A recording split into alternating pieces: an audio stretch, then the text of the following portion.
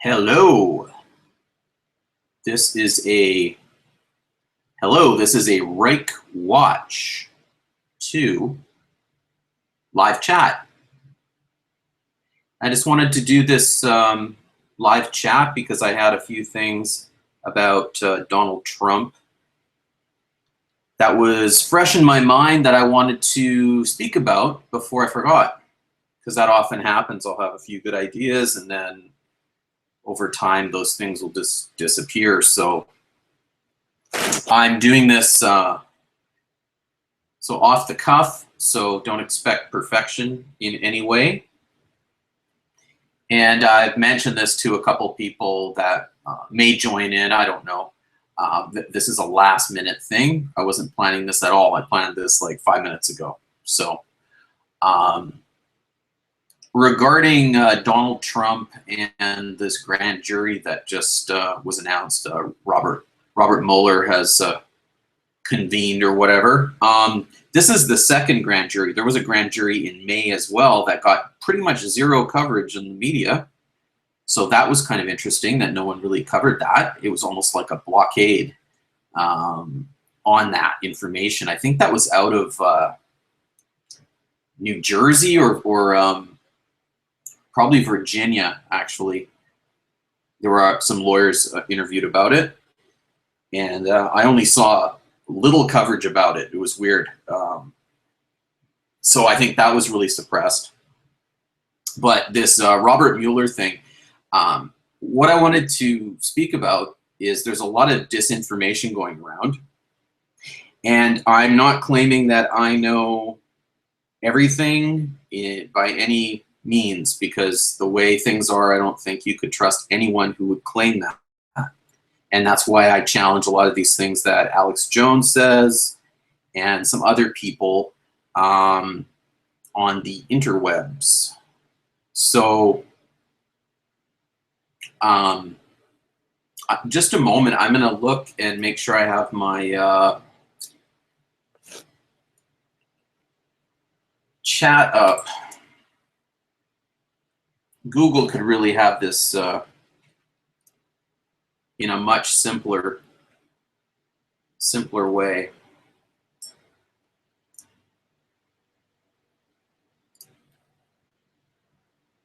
Just checking my channel, so then I have to launch the video and then pause the video, because if I let it play, it'll do feedback.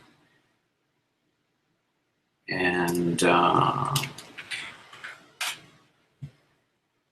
just typing in a comment. I don't really expect anybody to be here. Oh, Philby's here. Hi, Philby. How you doing? How's that communism going? Sorry, joke. Alex Jones, yes. Yes, Alex Jones is a great American. That's my words.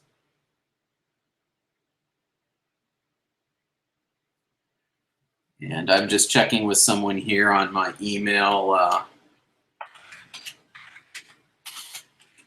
saying I'm live now. So, sorry, I'll get into what I want to talk about in a moment. I'm just going to get some things rolling here. And I'm going to share a link with someone, so be patient, please.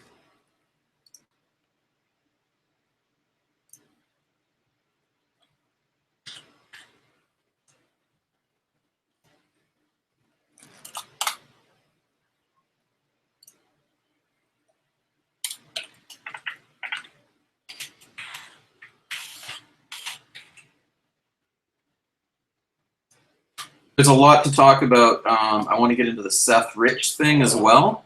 I think there's a bunch of disinformation going on from Seymour Hersh. Yes. Yes, I'm challenging Seymour Hersh. I don't trust him. That's just my opinion, though. You can believe whatever you want. What I'm going to say here is my opinion, and that's really all. We all have opinions and that sort of thing. So you know, you don't have to believe every word I say, or you might believe half of what I say. And the point is to make your own conclusion. You may, if you believe 50% of what I say, you might learn something from me and add that to what you believe and gain something. That's kind of the idea of learning, is the way I see it. I learn things from all kinds of people. People I totally disagree with, I'll learn something from. For example, I have challenged, not challenged really, but invited Aaron Wilson, Alt Media Radio, to do a live chat with me. I just wanted to talk to him a little, but he seems reluctant to do anything like that. And the only reason I'm inviting him on, I haven't invited him on to this, but previously I'd invited him, was I just wanted to hear what he had to say about Alex Jones. He's been an Alex Jones critic. That's sort of his title he's used for a few years, and he slams Alex Jones. So I actually enjoy some of that stuff he does, even though I disagree with a bunch of the other things that he promotes. I think he's wrong about Trump. He's a supporter of Trump. I think Trump's an anti-American criminal, for lack of a better term. I think he is involved with Russia. I think that's going to come out, and that's sort of what led me to want to do this, is to put out a different opinion, of a different scenario, and I might as well just get into it right now.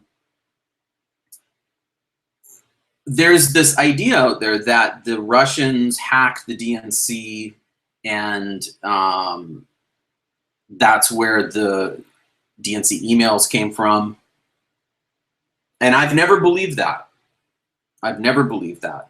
I have some experience, and I can tell you that hacking is a lot more difficult than it is made to appear in the movies.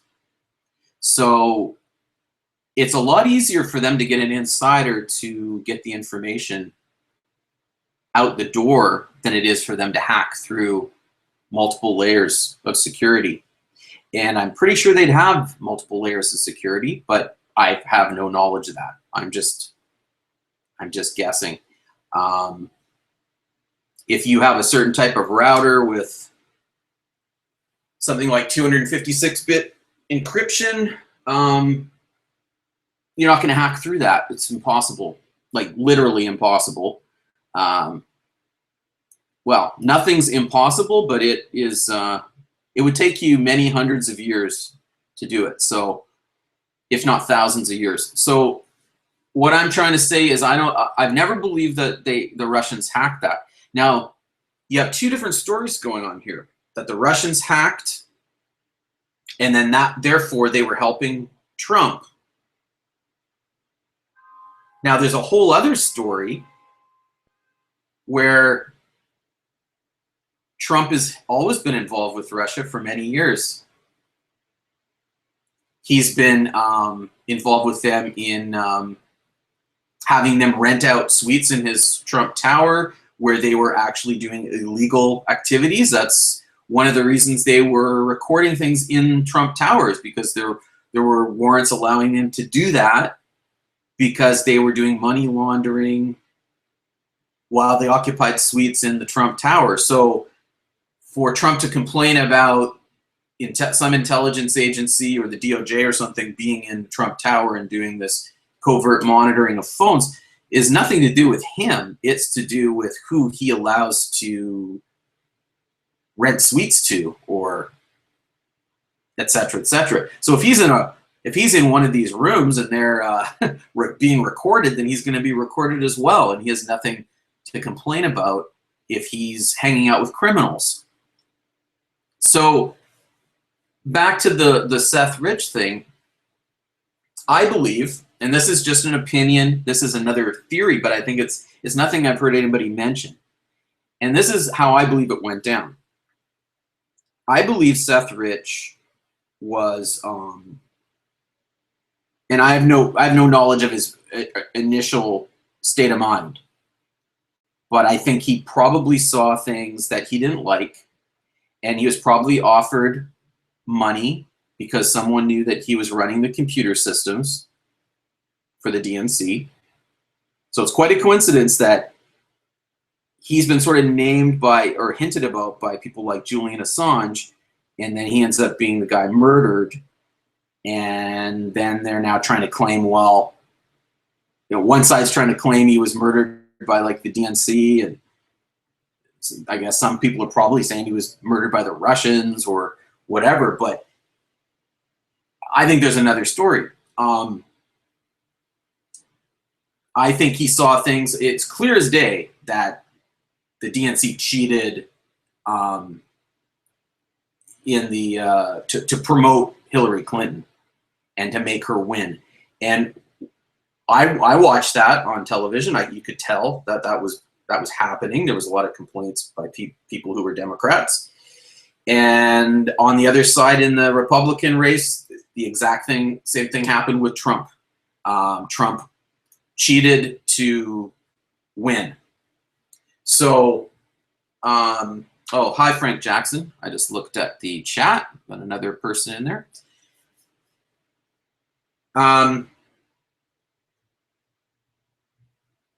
So I believe there's cheating on both sides of those conventions to make it into a Hillary versus Trump. It was clear as day when I watched that throughout the summer that both the other people were being cheated. So someone wanted that matchup. Now, back to Seth Rich. Maybe he was a Bernie fan. I have no idea.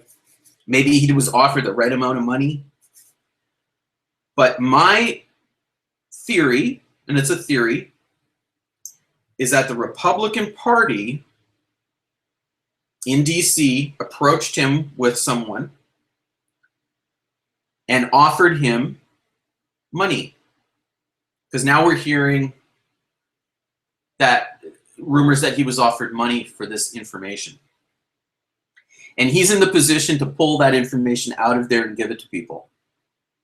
So then you have the Republican Party, or representatives of the Republican Party, probably distant enough if they're smart to not connect the two.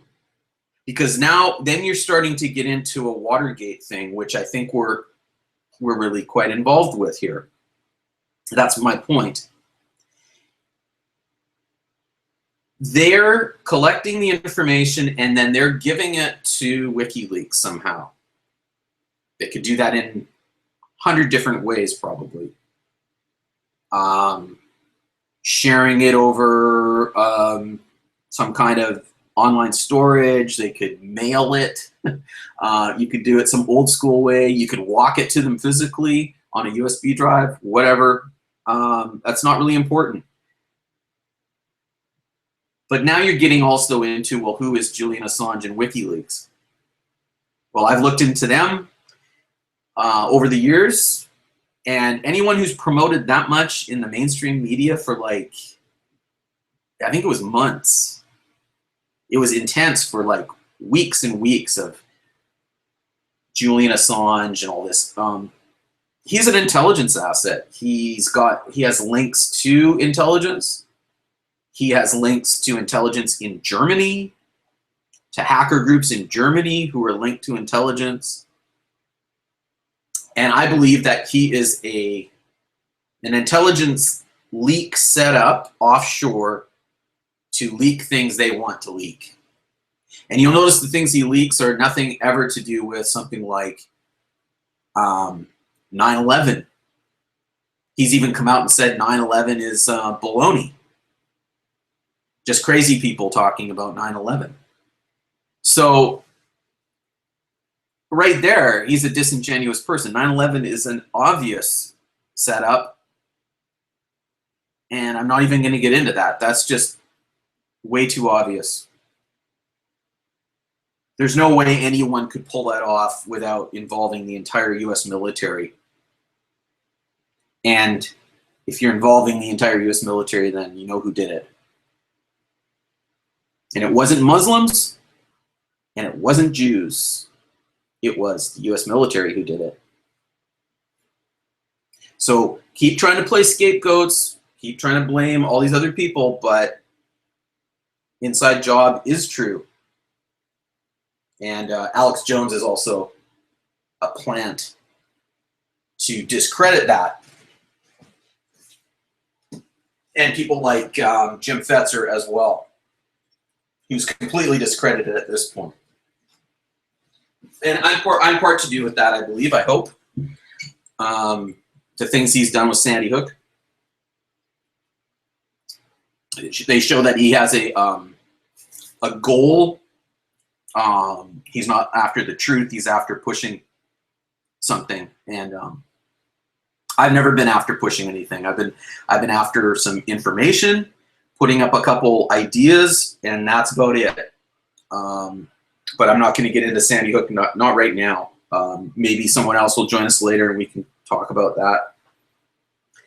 But I want to stay on this Trump thing for a while. But what you have here is Seth Rich. I believe he's the leaker. I believe it's nothing to do with Russia.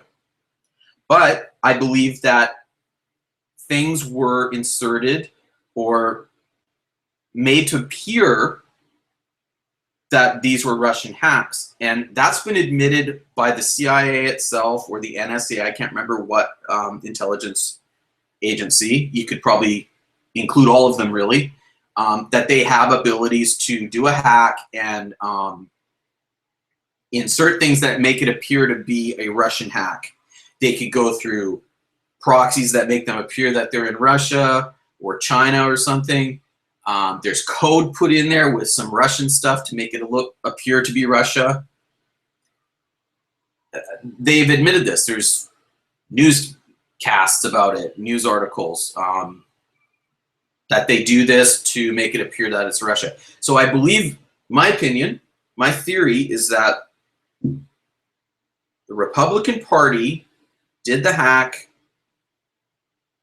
And when I say Republican Party, that's a broad generalization. I don't really know who. Maybe it was Trump. Maybe it was just all Trump people, Trump supporters.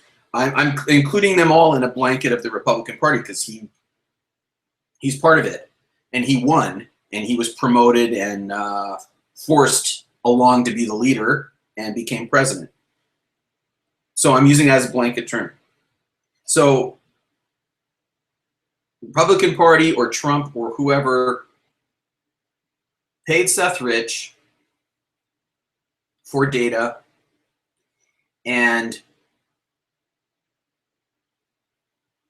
then they leaked this, and people like Roger Stone, who's a Trump former employee, and I think he's still working for him secretively, and now he's an employee with Alex Jones. So this is all a big operation. It's all a lot of propaganda, disinformation. Anyway, he was claiming he was in contact with WikiLeaks at one point. Alex Jones was claiming that he was in contact or had contact. So I don't know if that was like through Roger Stone or other people. Who really knows? These people lie so much you don't really know. It's kind of like with Trump recently. He's been caught lying on almost everything. So what can you believe? You almost have to believe everything they say is a lie, and then in like a week you'll find out a totally different story. Anyway, I believe that this is all about the Republican Party and or the Trump campaign, and they leaked it to WikiLeaks. WikiLeaks releases it. It's the perfect scenario. I also believe that this is all involved with intelligence agencies. So this could all be organized by professionals, a professional intelligence agency, like I'm going to suggest the O&I, the Navy.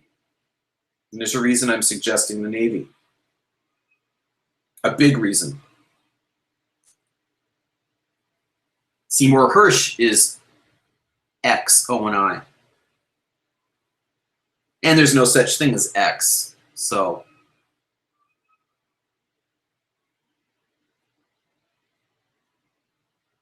Donald Trump has an extremely large amount of people in his cabinet, in his circle, that are Navy and Marines. I was going to do a video on it, but I'm doing this instead. I just wanted to get this out. And I had something like 8 top people that were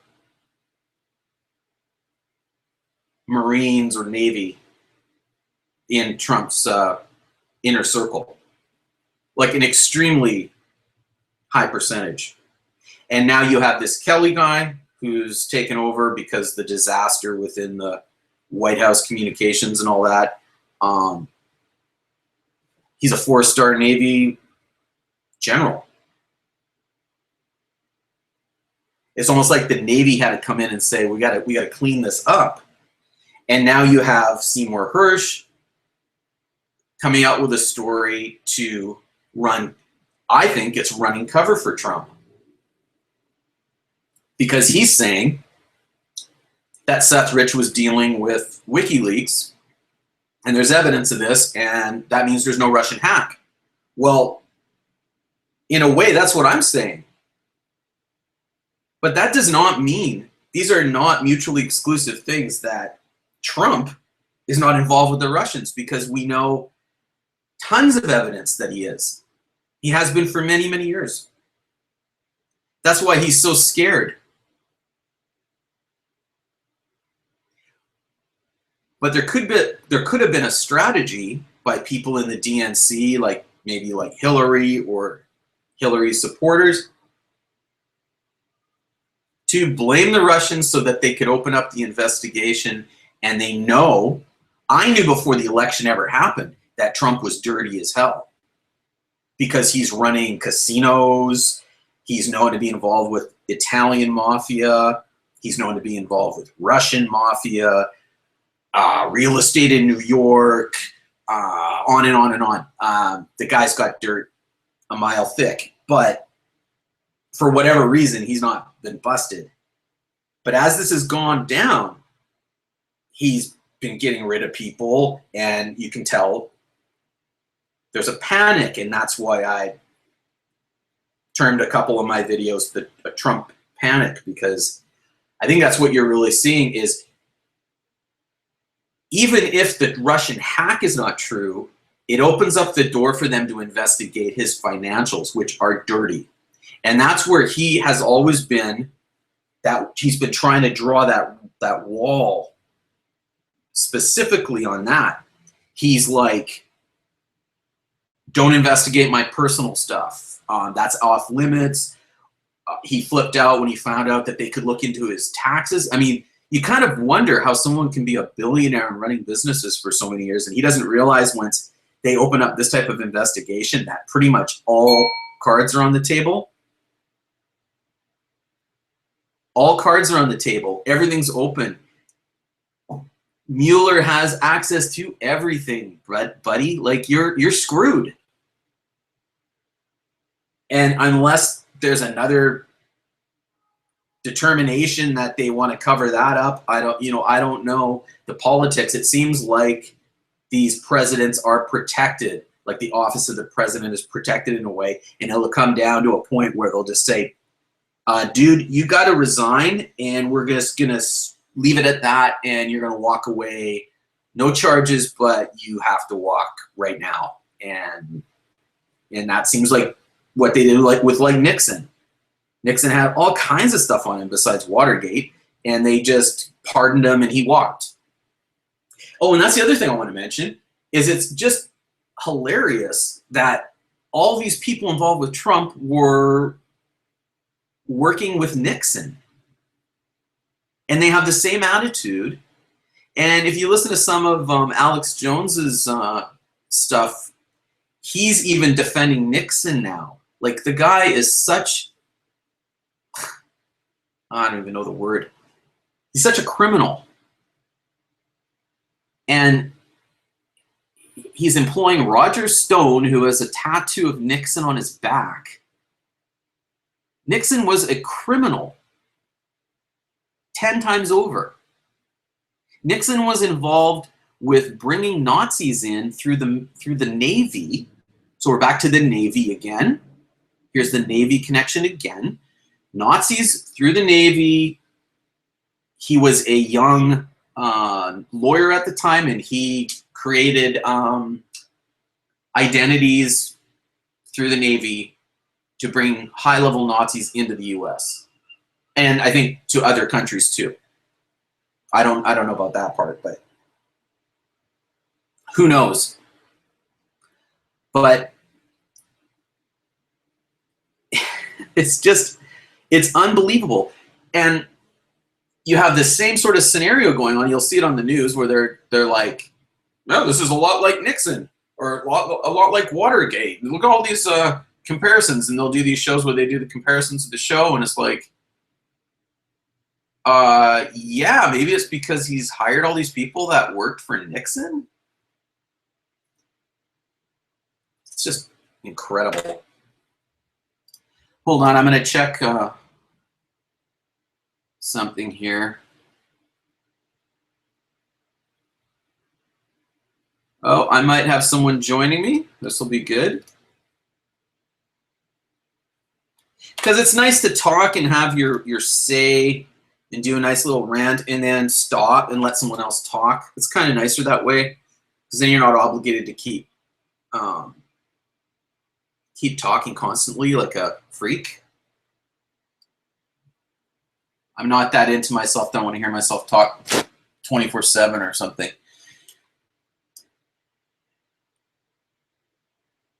I was going to check here.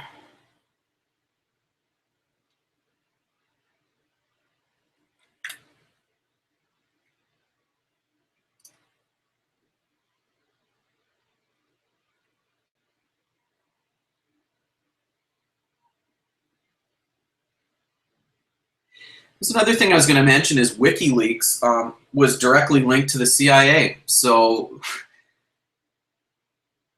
how can they be trusted at all?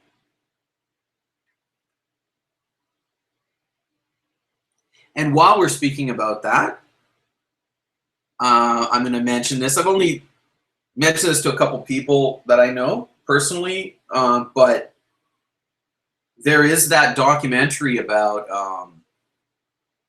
it's not about Julian Assange, but it's about the cult he belonged to, which was an Aryan cult.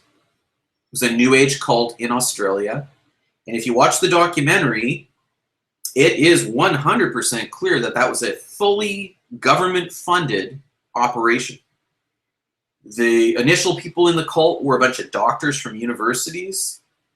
I mean, it was a university project run on a group of people to see, I don't know, what they needed to do. Mind control people. It appears very clear to me that it was part of some sort of a MK Ultra type thing that was run in Australia. So of course MK Ultra had all these Nazi links because there were Nazi doctors involved. The cult Julian Assange belonged to as a child, not saying it was his fault in any way, but they were all a bunch of children with their hair bleached blonde and basically looked like the Village of the Damned Children, if you've seen either the old 50s movie or the newer version in the 90s they came out with. But very creepy. And they dosed them up with LSD all the time and did some mind control on them. Made them believe that the leader was like some kind of an angelic being. I mean, just trippy, really trippy. Anyway, this documentary was fantastic, and it was done by the BBC. I mean, I never ceases to amaze me how some government organization like the BBC could make anything good with any truth in it, but it's pretty good. I wanted to get the name of this for you while I'm talking about it. If I can actually find that.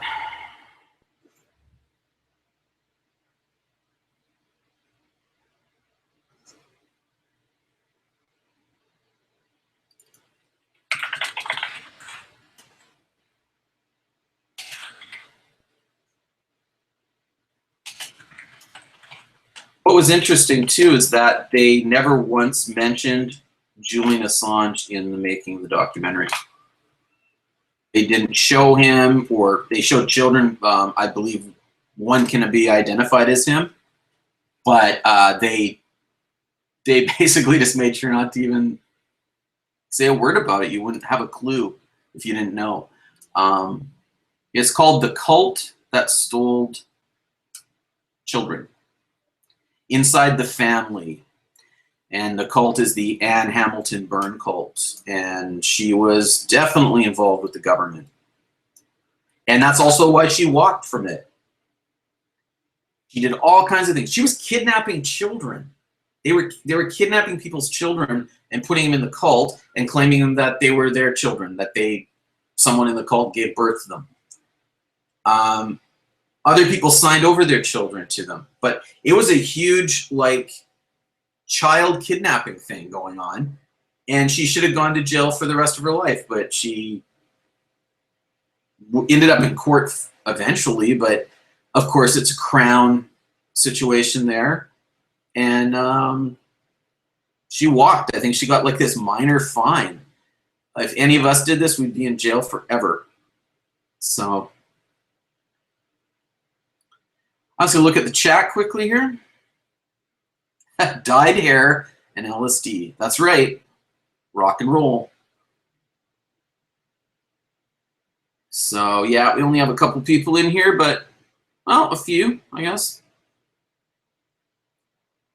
It's all good.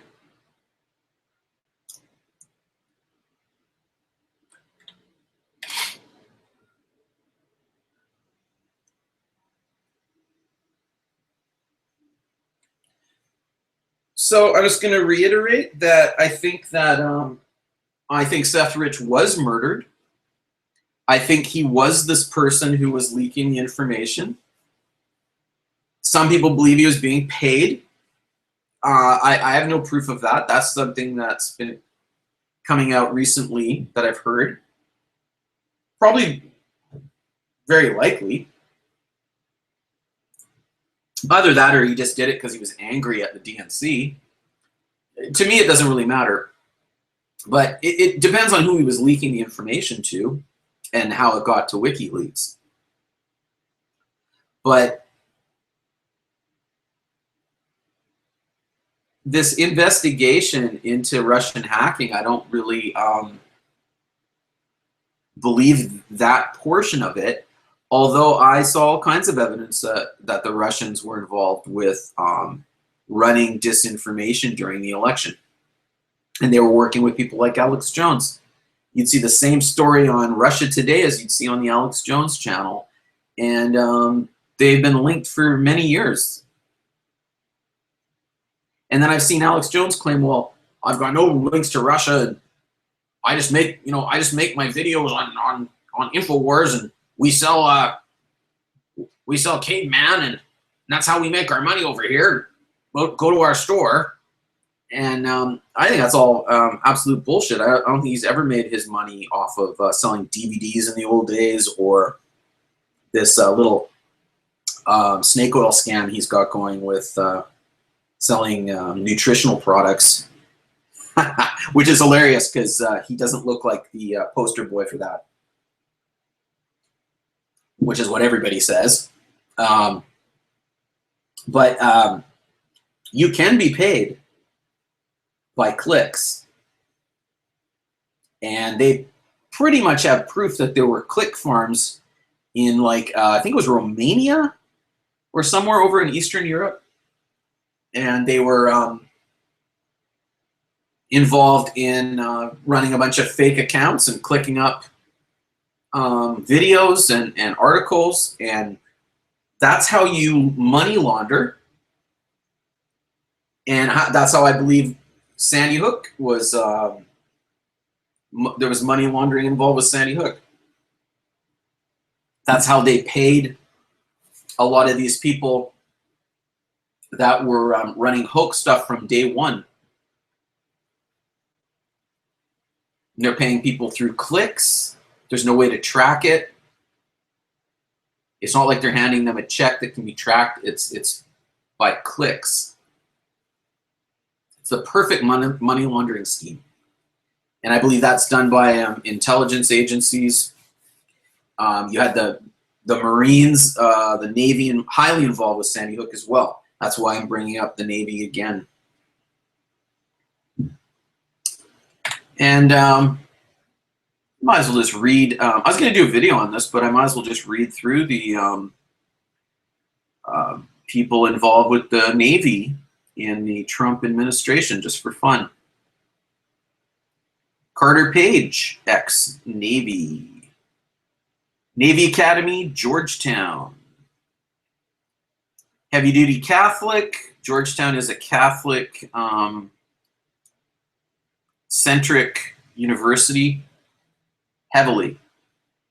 James Mattis, ex-Marines.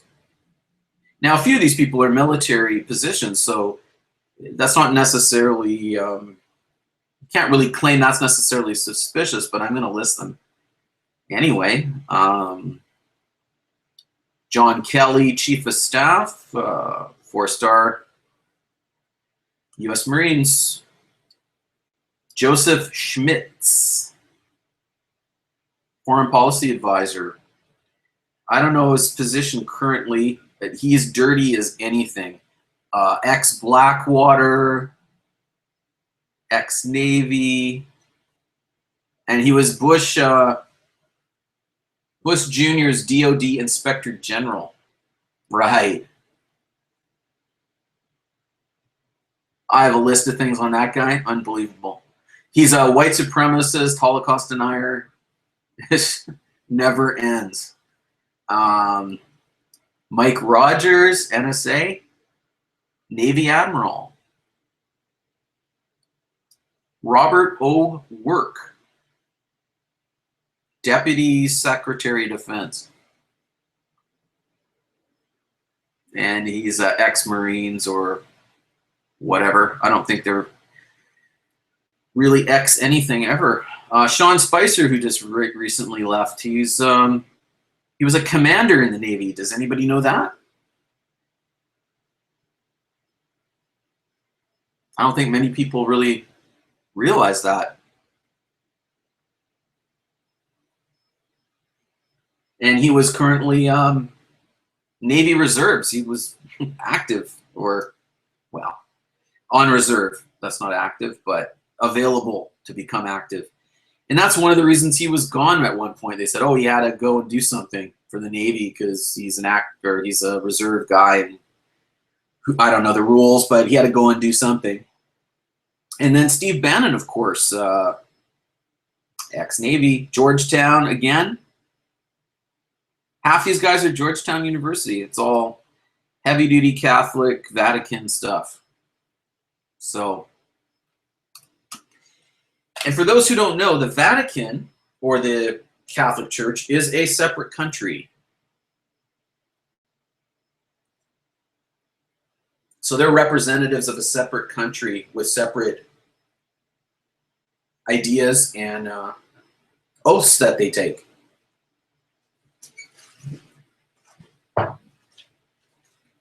Shouldn't be allowed. And you have a predominant majority of Catholics on the Supreme Court. Also should not be allowed.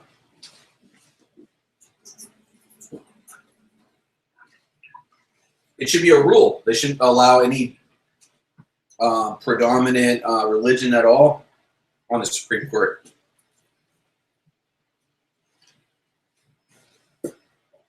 You had a whole bunch of Muslims on the Supreme Court. You think people would complain? Yeah, they freak out.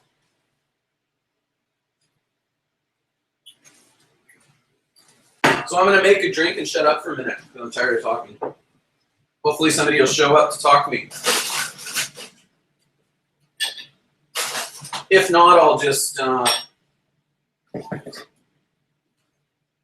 make this short and sweet. I've got no intention of making this like a 7-hour live chat.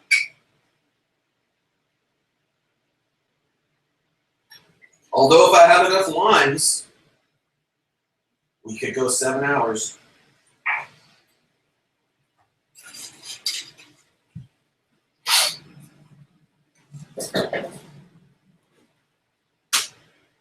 Oh yeah, and people come on my channel and say I'm like supporting Hillary Clinton. Nope, never have, never will.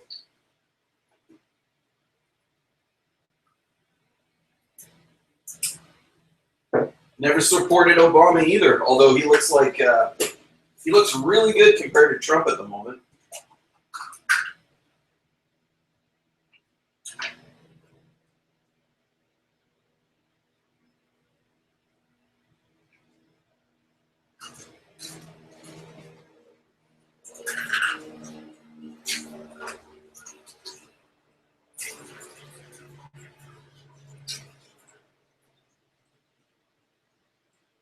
So I'm going to read that chat in a moment. I've been looking at other things, and I'm going to read through that, see if anybody's asking any questions or anything. If you want to ask a question, throw it in there.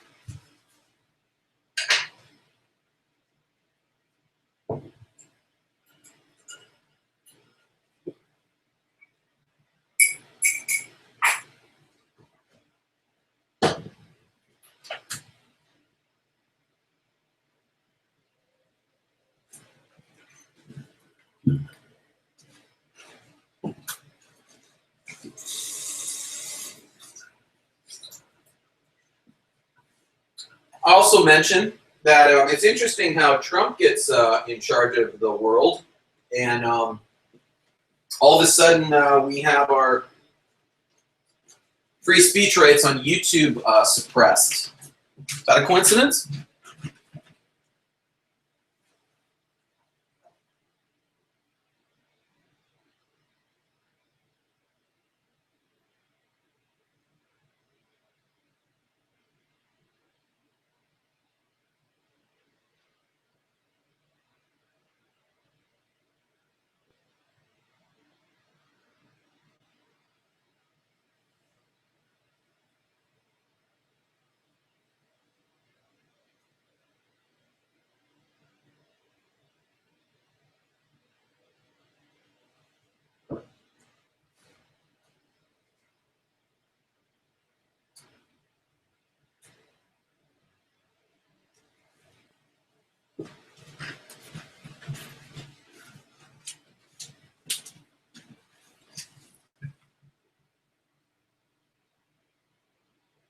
If you don't, I will. Hi, how are you?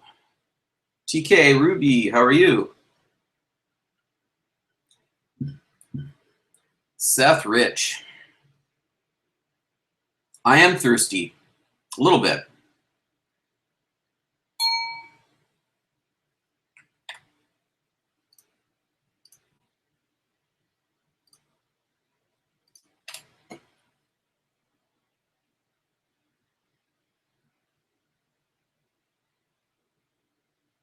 I'm just going to read through the chat a little bit here.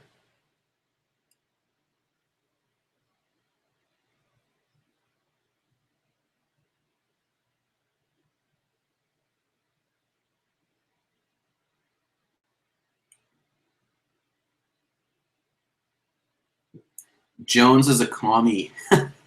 He's something. He's certainly not a conservative. It's totally not true. He portrays himself so completely different. It's just fraud. Frank Jackson. What do I think of Donna Brazil? I do know who she is. I think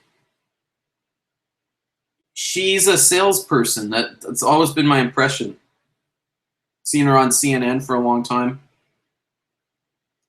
I think she was on CNN before she was ever like running the DNC or whatever her position was in the DNC. It was like very high, a high position. I can't remember exactly. It was very, very up there though. I never really trusted her because she just seemed like a salesperson.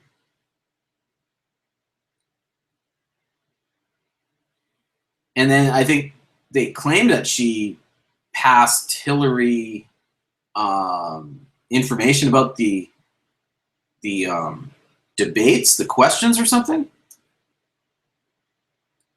I don't know if that was exactly proven or not, but that's pretty bad if that's true. Like, I think should be charged for that, really. Mooch. The Mooch. I missed the Mooch already. I mean, come on. That guy. Should have never got rid of the Mooch. That's the other thing I wanted to mention, actually. It kind of brings that up, is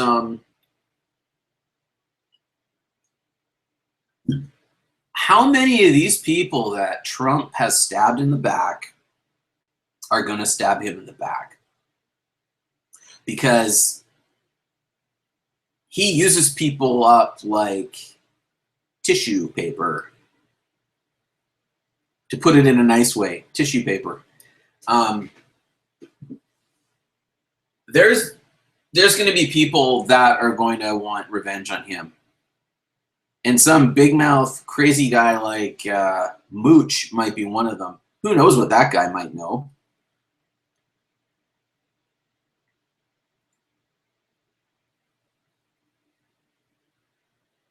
But I think there's a lot of people, if they're in the inner circle or within range, would see things and hear things and know that the guy's a total liar. Like, Trump is a complete...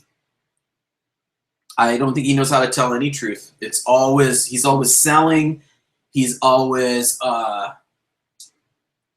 doing the sidestep and just working the room. And he's just I don't know if his father did this to him or what, but I don't think he even knows how to be anything but that now. He's probably like that in his personal life too.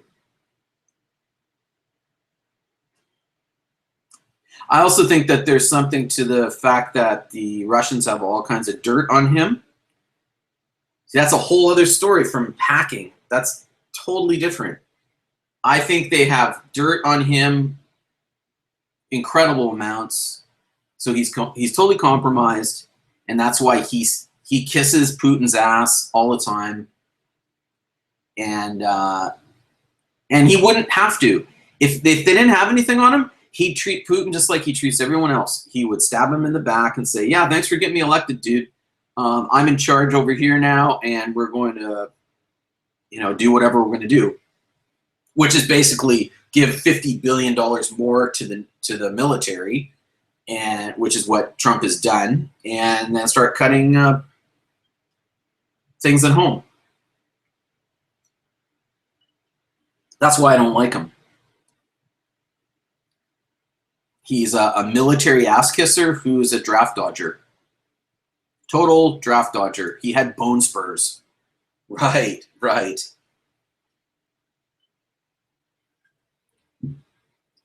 Incredible. So, yeah, regarding Hillary, I say investigate her too. When this is done, when they investigate Trump and they find out he's got his entire financial thing is tied up with the Russians and Russian mafia money and money laundering through New York and Deutsche Bank and the stock exchange, which was all Deutsche Bank was fined $700 billion. There was two lawsuits, a $700 billion and a $1.4 trillion. We're not talking chump change. We're talking crazy amounts of money.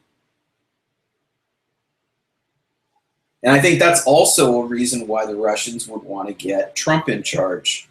They know they own him, and they get him in a position where they would hope maybe he could get rid of some of these investigations. And that's one reason I think he fired that Preet Bharara guy in New York who oversaw the Trump investigations, if there were any.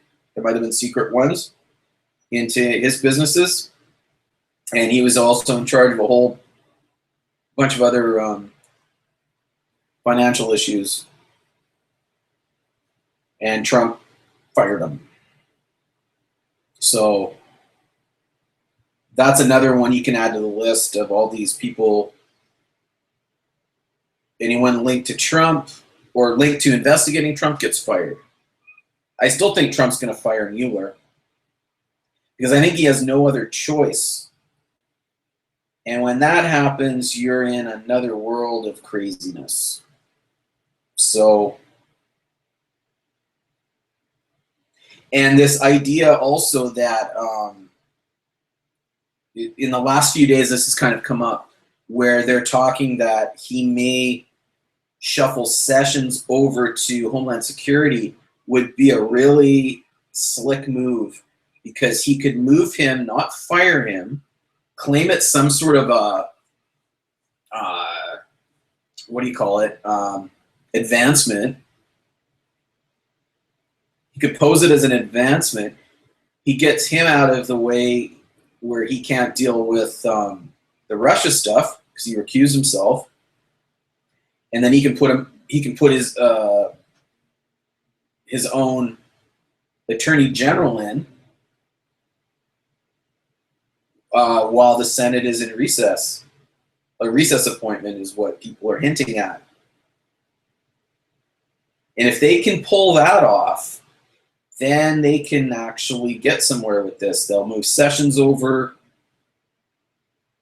put in this new guy who will fire Mueller, and God knows what happens after that. The Congress and the Senate talk tough, and they're saying they would pass some kind of laws to reinstate Mueller. If that happens or not, it's a question. But you're getting into dicey territory, I think.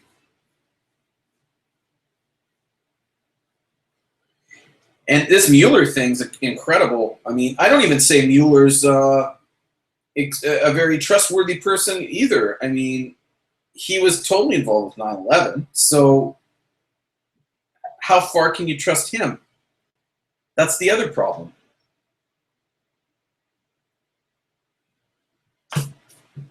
But you can only go with what's available. There's no one else but him. There's no one with that sort of knowledge in that position. Oh, and I think he's Navy too, actually. I'm pretty sure he's a Marine. I'm positive. I'm going to look it up, though, in my detailed file. I have detailed files. Detailed files. Like the Terminator. Yeah. Yeah, he was Marines in the Vietnam War.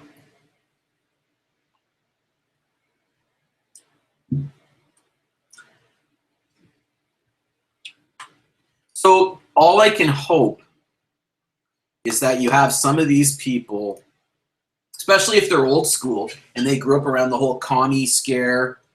I mean, that went all the way through the 80s, from the 1940s or really the 50s, I guess, through the 80s. And it was strong, even when I was growing up. So you have these old timers like Robert Mueller, and they see this thing with the Russians. I mean, they still consider that they're the USSR. So, and that's another thing that's interesting. Alex Jones is always bitching about commies. The commies. And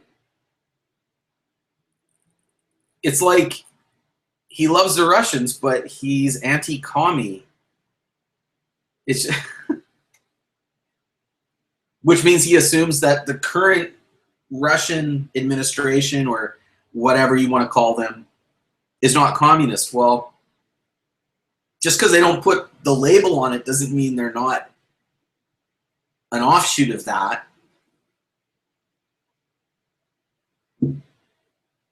And I'm not a huge, in the past I've been somewhat supportive of Russia. They've been right in a lot of things, like opposing this invasion of Syria and stuff like that.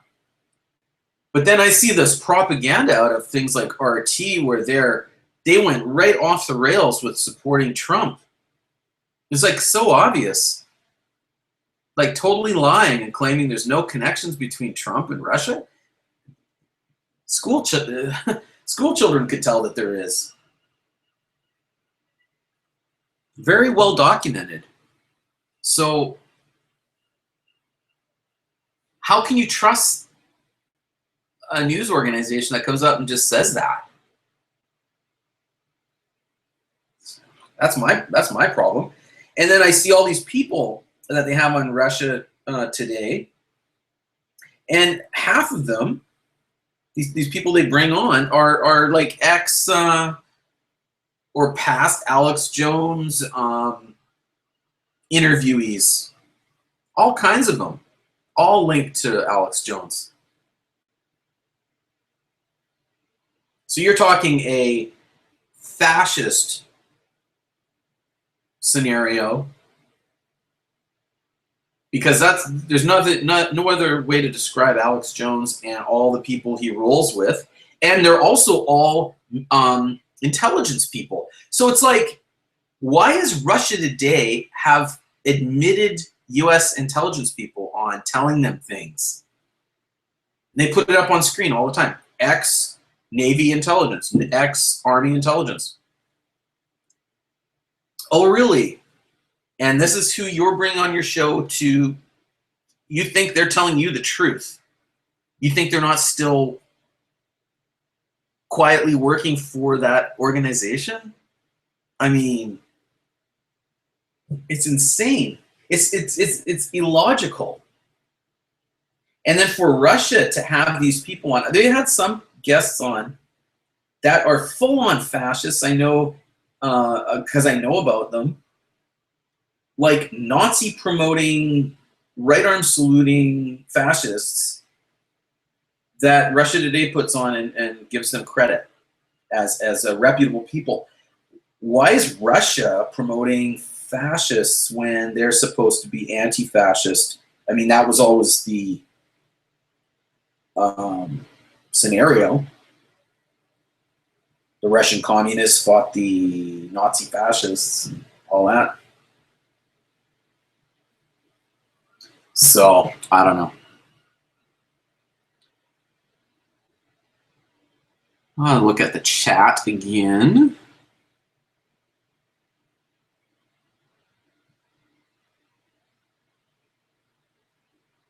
Scientology.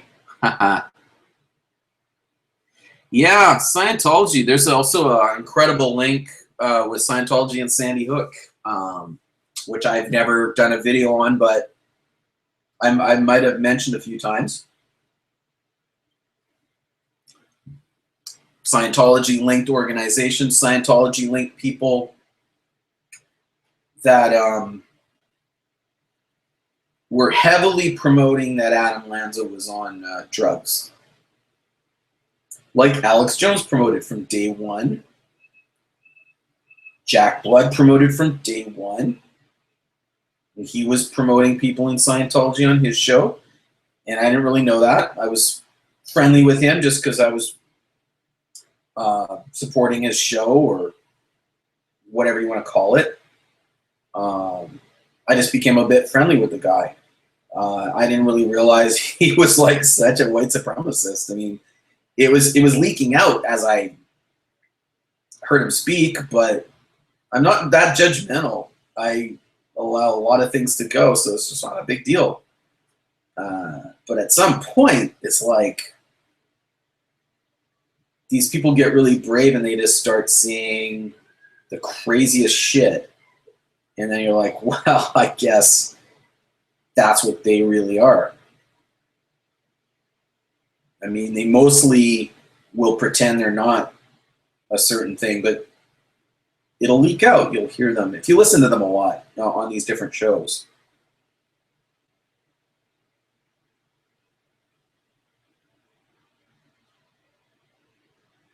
And it's just odd, too, that all of these fascist type people, I mean, they're not even fascist type, they're absolutely full on, if not full on Nazis, are absolutely in lockstep with Trump, like they were before the election.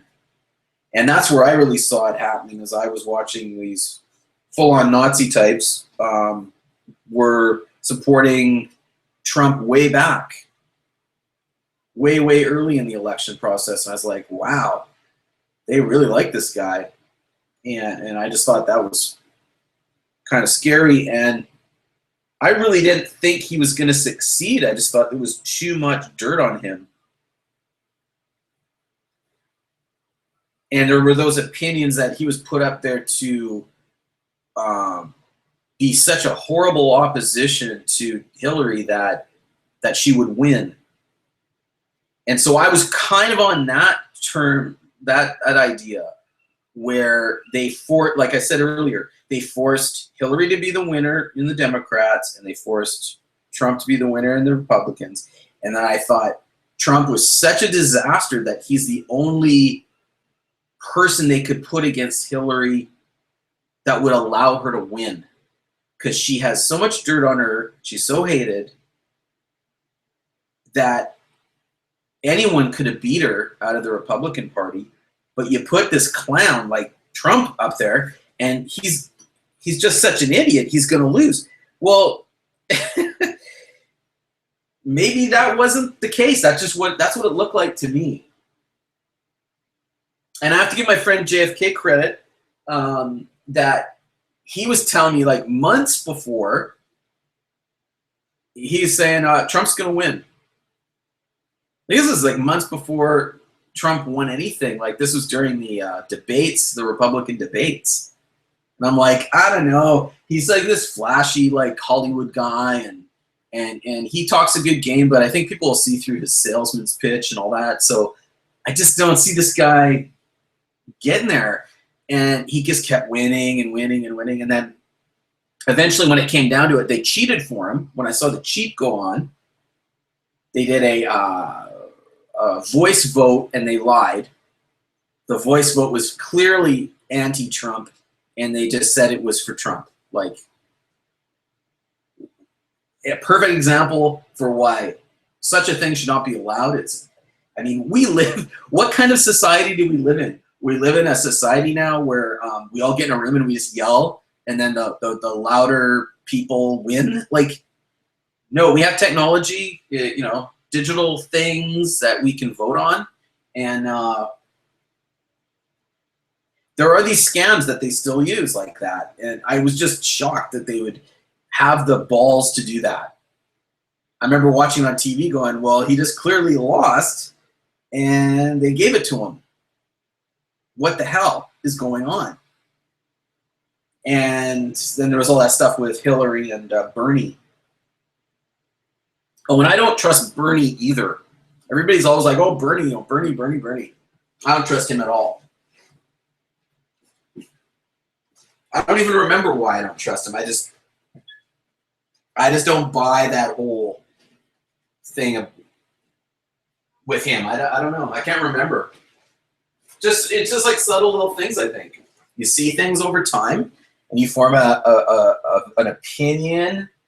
You get a vibe of somebody, and that's more or less with him. I don't believe he's like so innocent and like wonderful, and the socialist that would have like saved everyone or whatever. I don't really believe that.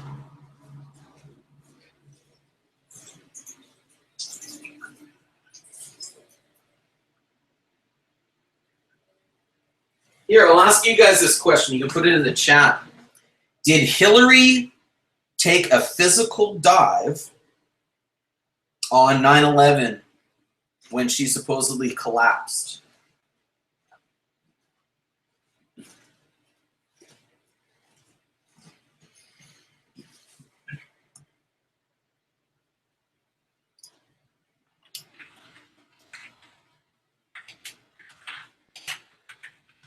Was it a hoax?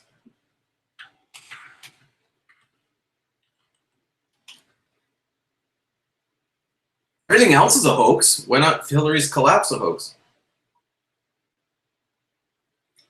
I actually never believed that that looked like Hillary from behind.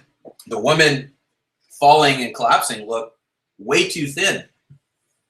Unless Hillary was on a crash diet, which might be true. And that might even be an excuse for why she collapsed, if she was on some kind of crazy diet and then got out in the sun. But it was so convenient after Alex Jones was lying for weeks and weeks about her like having 20 different diseases and they could never nail it down. They're just making up lies. And so were the Russians, same time. And then there was no proof of any of it. And then she collapses on 9/11. And it was like, oh my God. They just got credibility for all the lies that they've been doing for like, I don't even know. It might have been like months. It might have been like 2 months of lies.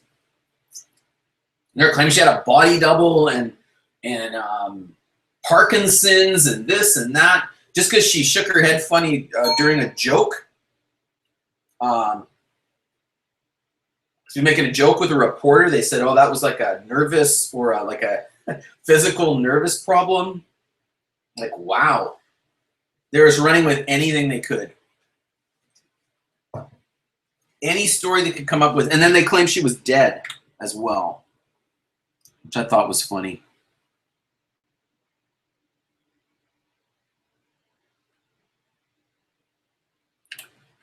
So,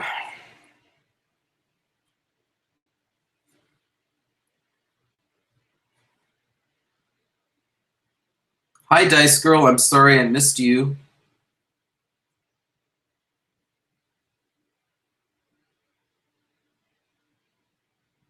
I just wasn't reading everything.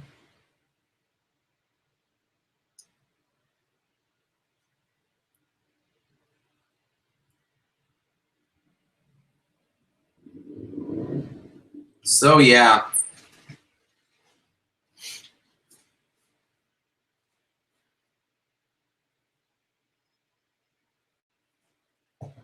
Well, I might pack it in. I think I've said my piece. WikiLeaks, I am 100% convinced that that's an operation.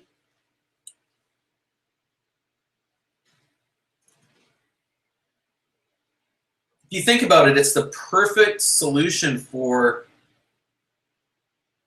the CIA or the Navy or whoever they're really involved with. He did have definitely links to the CIA.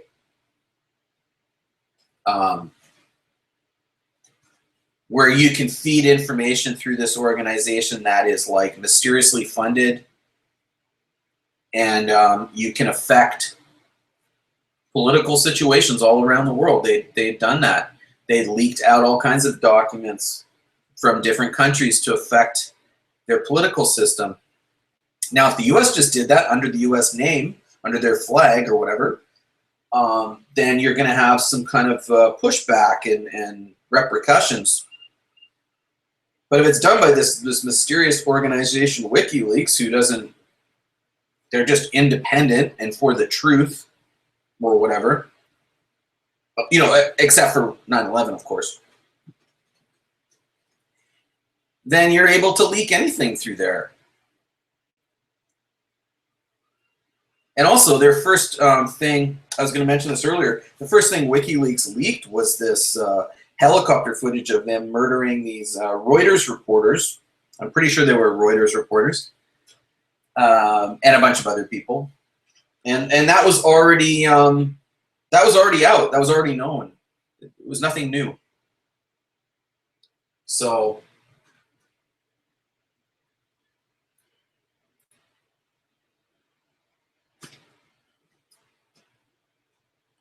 very selective on what they leak. And also, he's conveniently set up in Britain, in London, heavy media, one of the heaviest areas of media in the world. And he gets to walk out on that balcony and talk his crap. And he's in I think it's Bolivia. The building he stays in, very friendly to the U.S. It's just all very, very suspicious. I don't trust the guy. And if you want to get on to Edward Snowden, that guy's definitely a plan.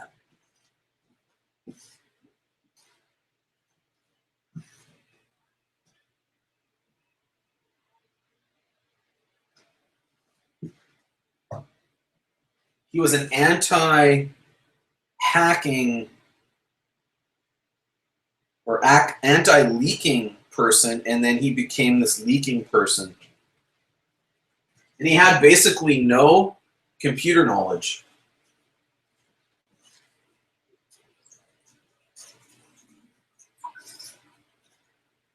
So he went from being basically just a normal soldier to a expert hacker.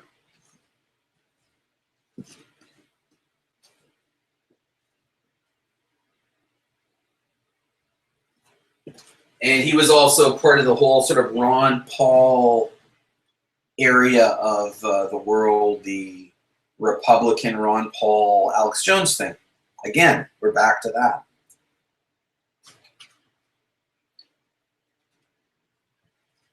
Ecuador. I see Frank Jackson says here. Yeah, Ecuador. That's right. Thank you.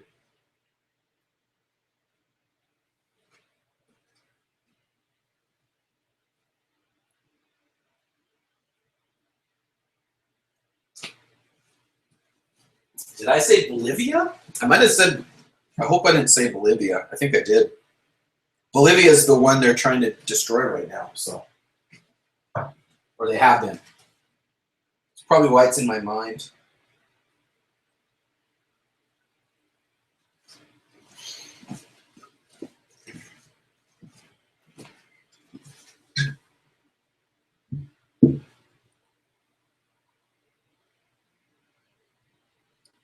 I'm just gonna look at the chat here.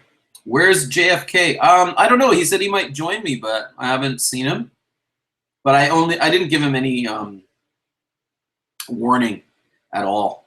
Like, basically, I sent him an invite as I was starting this.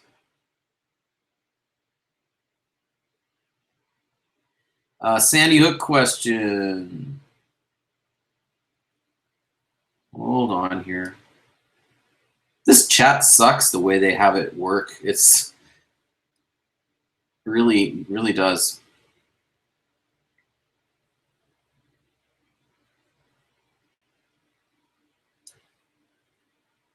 Frank Jackson, yeah, what's your Sandy Hook question? You asked if you could ask it, and then I don't see the question yet.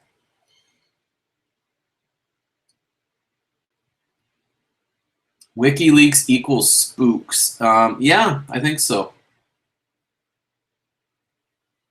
It's almost pretty obvious that they do, and they're all linked in with the Chaos Computer Club out of Germany. It's just, and you'll also notice they do a lot of pro-German stuff. So they're the thing people may not realize is Germany is fully under the control of the United States.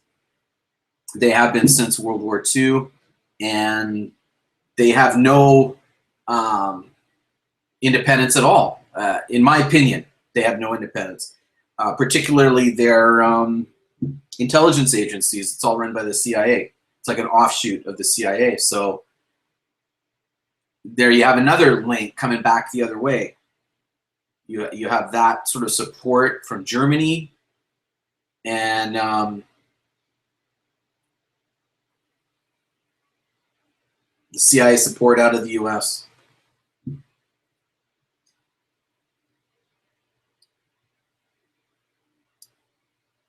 Oh, Frank Jackson, Adam's skating life online. Can you give me a clue where to find it? I'm sorry, I'm gonna have to keep that as a secret for now. I'm not trying to be a jerk or anything. It's just there's some things there I just don't want to reveal yet. I promised I wouldn't reveal it, so it's not just me. It's not just my decision. By the way, I've talked to a bunch of people in Newtown over the years, and people who were in Danbury Hospital when it all went down, people who went to school with Adam.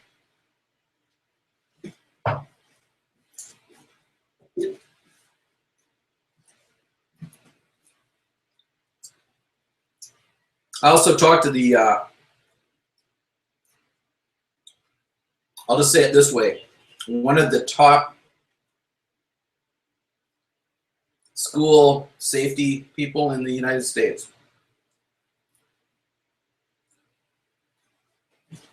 And that person is not Wolfgang Halbig.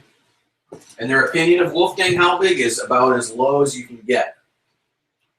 Although they're professional enough to say it in sort of a different way.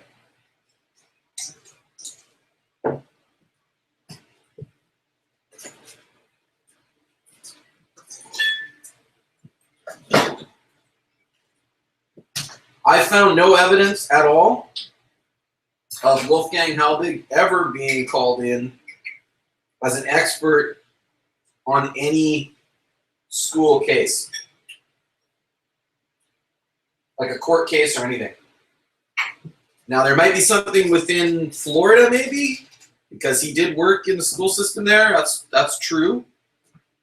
But, and I haven't gone through every like Florida court case or anything, but claiming he's a national school safety expert, I just don't see any evidence for that.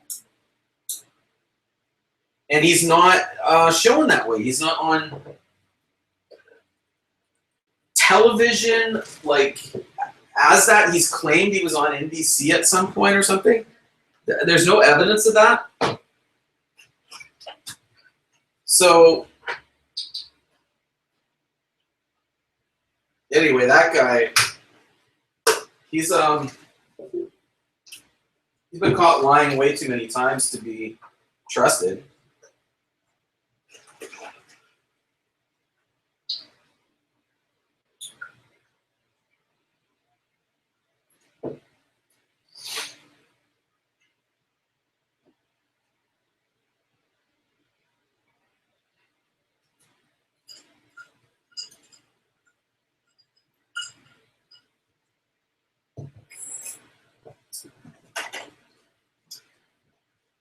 But Adam and skating, yeah, he was into skateboarding.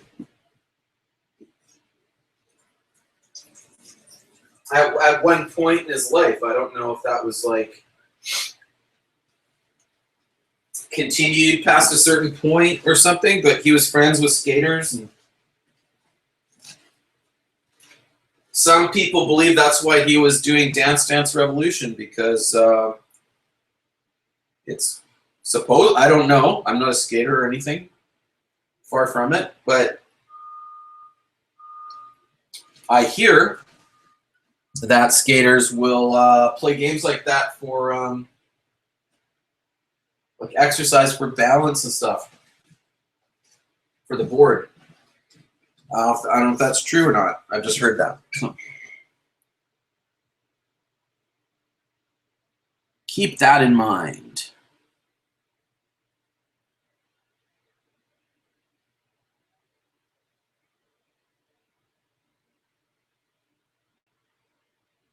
I was going to look at the chat again. Sorry, Frank.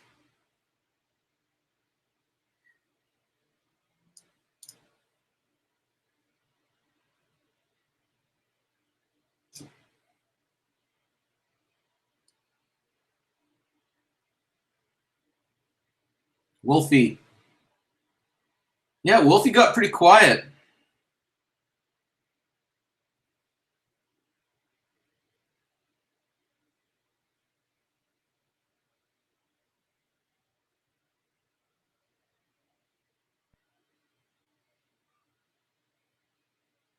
Also, I'll just mention, you might have heard this before, but Adam was a hiker. He was into hiking. Again, I don't know how much that means, like, how much do you really do it and how much do you read about doing it? You know what I mean? Like, people can be into things and they don't actually go and perform it that much.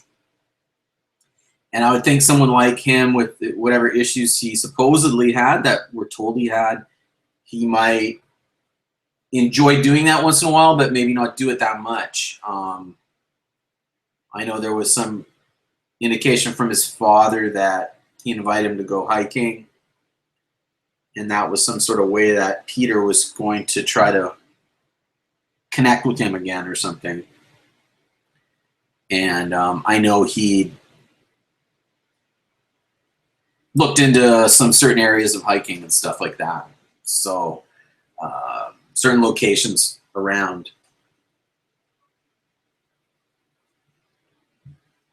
Now, whether he was out there doing it, I don't know.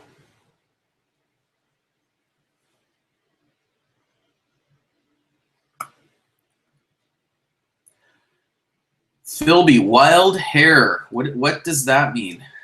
I don't understand.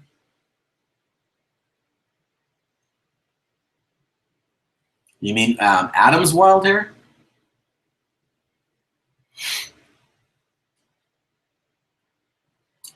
Yeah, DDR.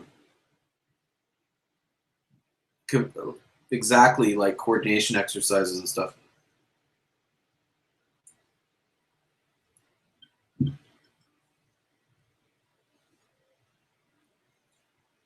How did I find out this stuff about Adam? Well,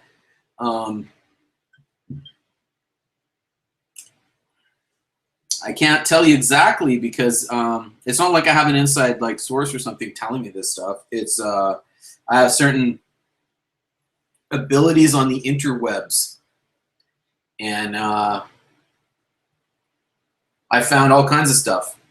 But like I found a couple of his YouTube channels, and I haven't put that out yet.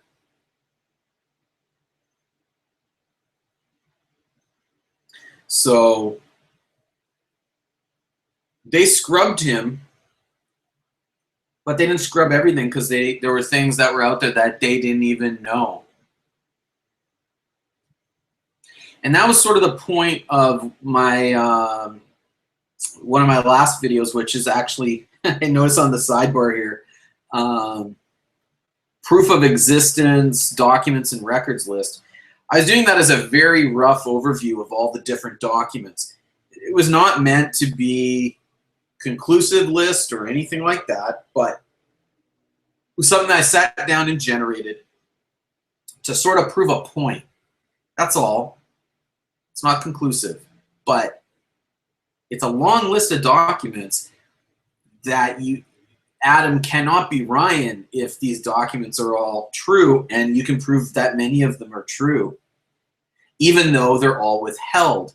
So if they're withholding all these things, why? Why do they withhold, for example, one item, why do they withhold Adam Lanza's driver's license?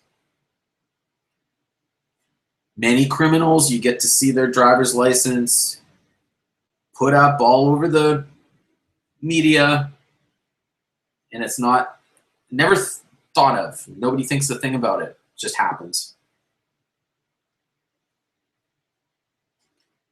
Not with Adam. And I think I tried to express in that video and in other videos, it's the investigators that have kept all of his information hidden. Any information about Adam Lanza that's been released is by third parties. 100%. You could go down the list, all the photos that we see of him, any documentation, all of them are from outside sources. None of them are from the investigators. And these are from sources that the investigators cannot control. So it's my opinion that they are the people driving hoax through suppressing all of his information.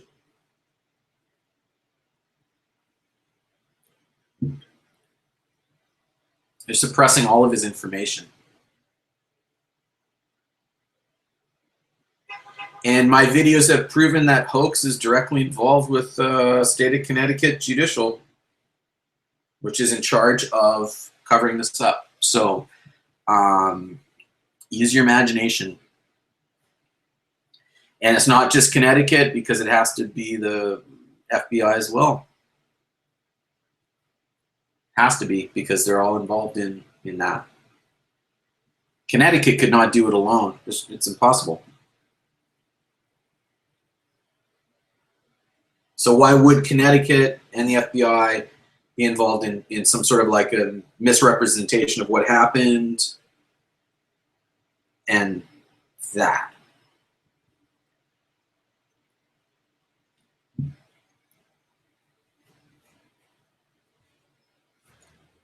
Police explorers. I don't know about that. You might want to ask JFK about that one.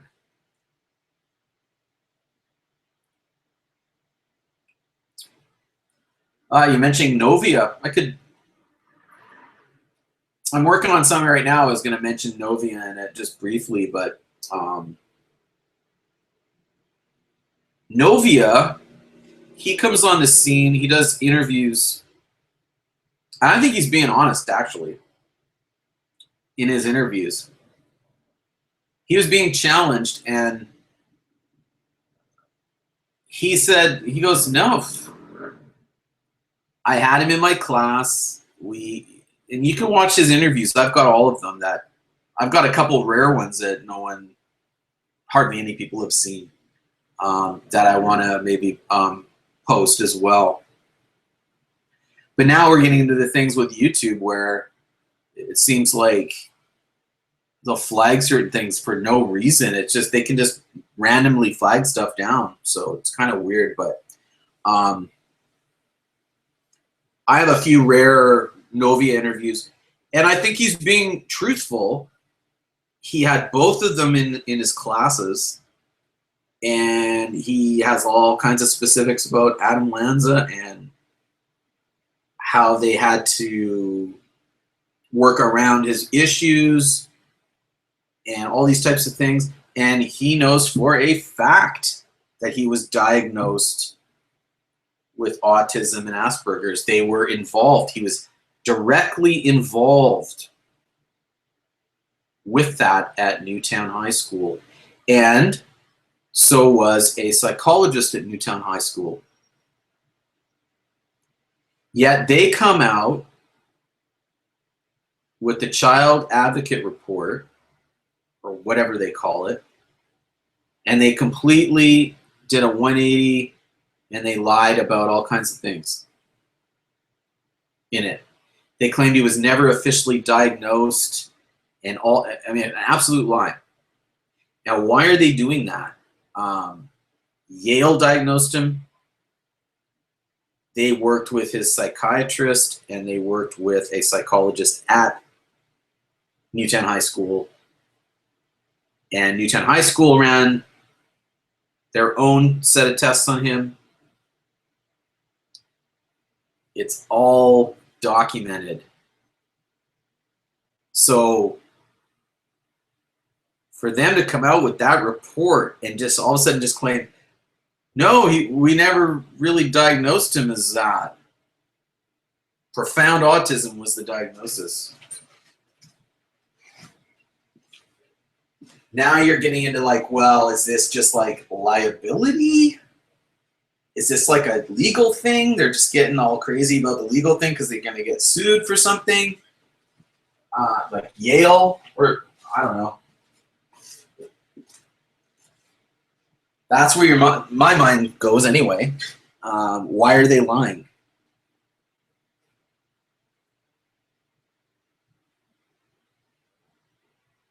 And then they lied that he was in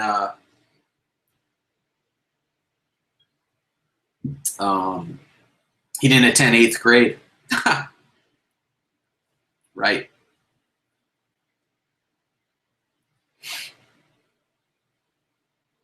It's just incredible. And they went and they took all of his records and they've not released any of them. So yeah, back to that. I was talking about that a little bit ago. All the information about Adam Lanza came out from third parties, did not come out from the investigators. They hid everything. And when anyone came out with something, they were attacked. That's the other thing. For example, the girl who's the photographer, her name was Caitlin something. I can't remember at the moment. Spelled a bit differently than Caitlin Roig.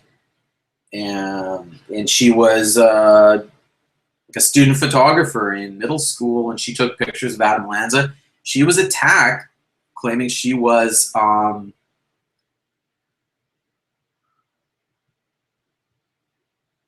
like some kind of person involved with the hoax or whatever they want to call it. And they try to incriminate her because she has pictures of this guy. And she had them under her own, she released them to the media with her name attached under her own copyright or whatever, because I think she's now I got the impression she was a professional photographer now or something like that. So she's attacked. Then the person who released a picture of Adam from that he took as a screenshot playing video games with him. I think it was Call of Duty. He posted that on 4chan. That is a real picture of Adam Lanza. But they don't want you to believe that's a real picture of Adam Lanza because they want you to believe he looks like the crazy-eyed freak that they released as the picture. Two pictures. I guess there was the driver's license and then the Western Connecticut State University photo ID.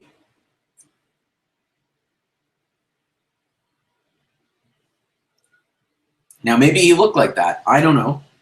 I grew up around people that would do funny faces during photographs. So maybe he just thought it was funny to make himself look like a total freak. I don't know. And that, I'm saying that applying to the university photo. The driver's license photo is not, he's not doing anything strange. But they also released a non-normal,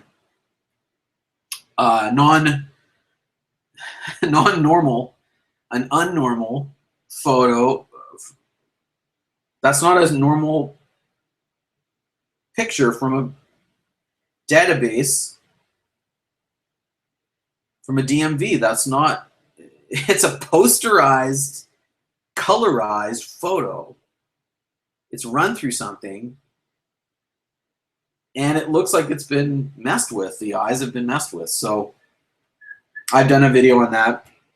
I don't even know if I still have that up. I think I do. I pulled a bunch of my videos down. People might wonder why, but it was because my channel was attacked. So I pulled down anything that I think might be struck or striked.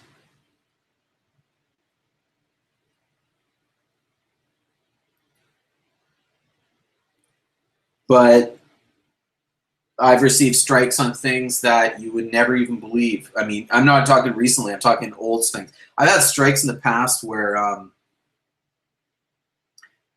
I've never told anybody.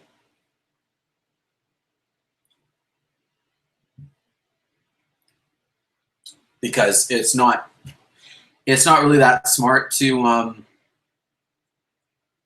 say that. I mean,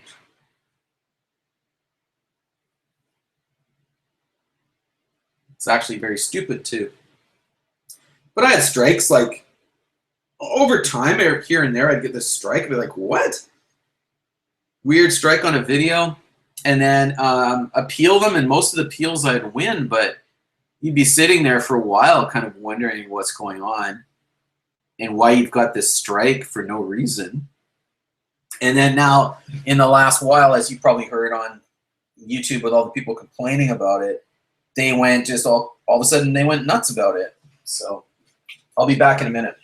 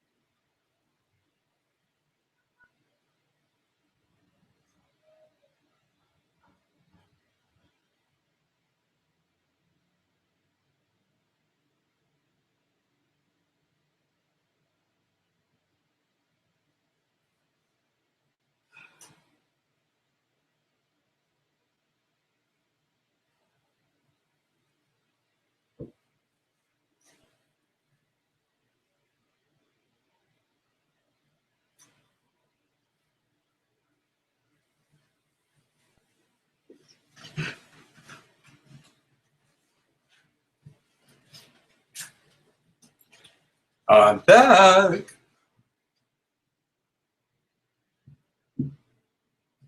Hardcore conspiracy theorists. You're whack. You're whack, bro. HCCT.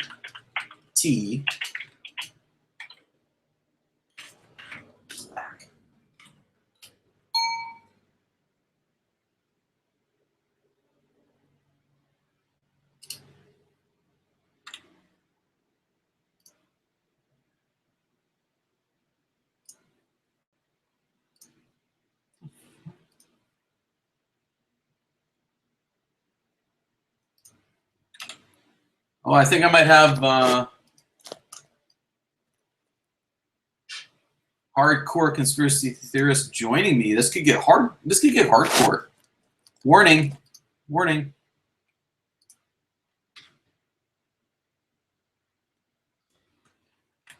It's going to send him the link now. I already sent it to him. I don't know why he didn't get it.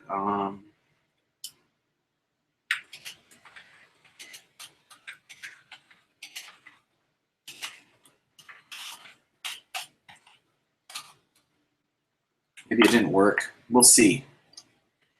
This is good because I was just about to pack it in because I'm like, I'm tired of talking to myself here. This is crazy.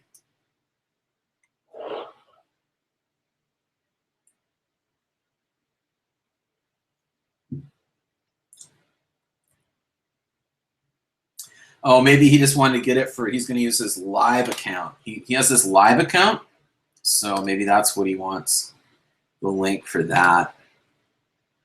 Anyway, I'm going to put the boots to him. He's going down hard. That's just between us. He doesn't know yet. He doesn't know because he's not listening. He's trying to log in.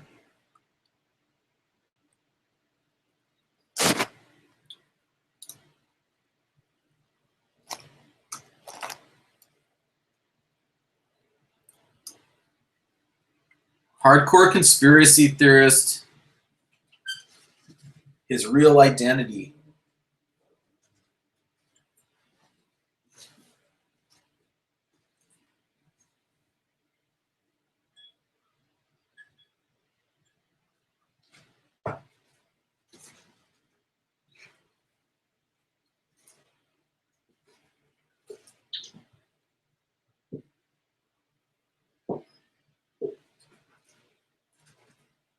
He's from Newtown, if you people don't know that.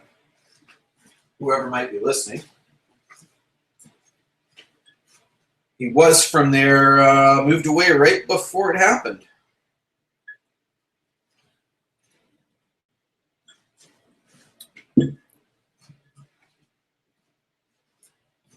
Coincidence? I'm just joking.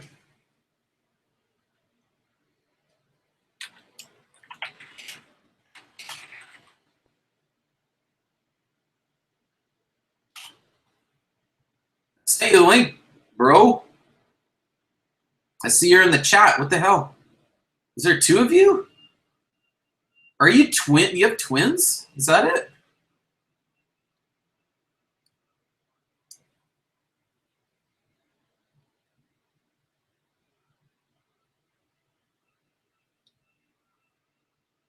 I think you're twins. That would explain a lot.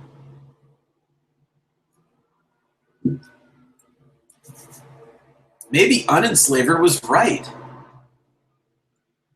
Unenslaver has you pinned down, dude.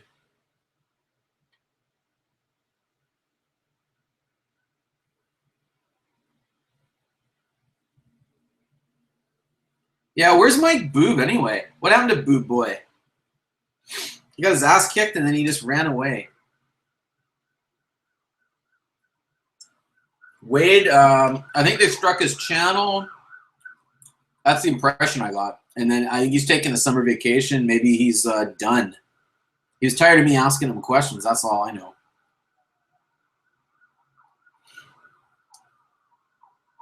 Oh, a hardcore conspiracy theorist is going to charge his device. Huh, really? I see. Oh, Wade's been quiet for quite a while. Quite a while.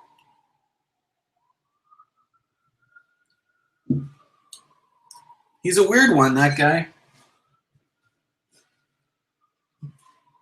I was always open-minded with him. He was nice to me at certain times, and then other times he wasn't. Or I mean, he was never necessarily nasty to me, but something weird there, that's for sure. And then he attacked hardcore conspiracy theorists, which was really, really unjust. So he never apologized for that. He might have thought twice and done that, but he never did. So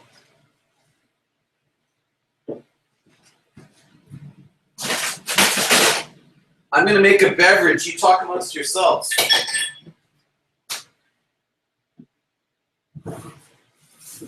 Maybe a hardcore conspiracy theorist can actually get his device charged. I'm just joking around. I'm a smartass. You might have noticed.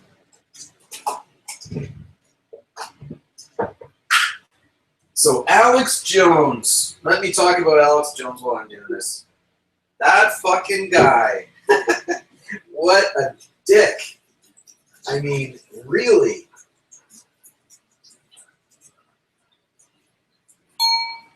For those who don't, I mean, I used to listen to the guy, but now I just click on a video once in a while if I feel like I need a laugh or the title is somehow interesting. I want to look at it, but it's impossible to watch this guy. But hold on, I'm going to look at this. I had an email come in and make sure it's not somebody trying to connect. Oh, it's a hardcore conspiracy theorist saying he's going to be a few minutes. Cool. That's cool. Whatever. I'll keep it rolling then. Other than that, I would have probably packed it in. But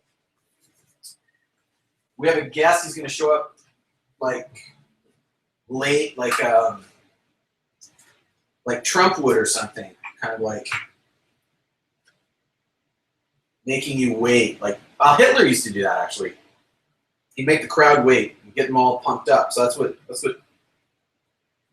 JFK is doing.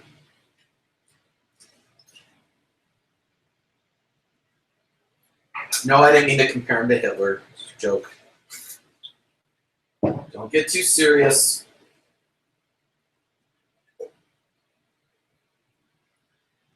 Well, what was I saying? Hell, I was talking about something before.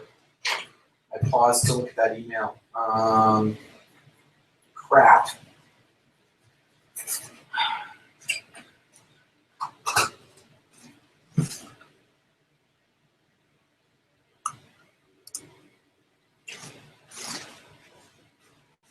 Oh well. Someone put in the chat what I was talking about before I looked at that email because it's just zone out of my mind. It wasn't that important anyway. It was just general baloney. Oh, Alex, I think it was Alex Jones. He was attacking Sandy Hook people again after he said his last. This is my last video on Sandy Hook. And then I made a joke about that in the video. Like, the conclusion of his video was that he was going to continue to investigate and report on Sandy Hook. Like, okay. And then he attacked Neil Heslin. And that little jerk he has working for him, that Owen Schroyer, is useless. Like, I'm not just saying that to be a jerk or like overly critical, but my God, that guy is bad. I give a lot of leeway to people. I mean, especially if they're on the air live, that's pretty tough. Like for hours or whatever. But this Owen Schroyer guy, he's just a mouthpiece, and then he'll talk crap that he doesn't even know about. And like he did with Sandy Hook. And get his boss in trouble. It's unbelievable. That's a guy he should fire. He's got some other people on there that are pretty good. At least that David Knight guy is like total like FBI pro.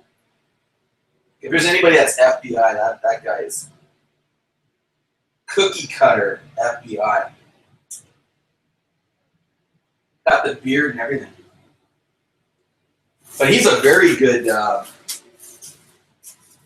newscaster or whatever you want to call it. Better than Alex Jones. I think if you really technically look at it.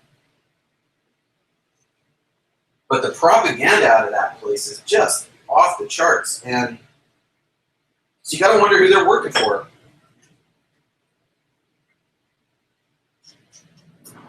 Council on National Policy, CNP. Look that up. That's going to tell you who they're working for. A bunch of fake Christian Zionists.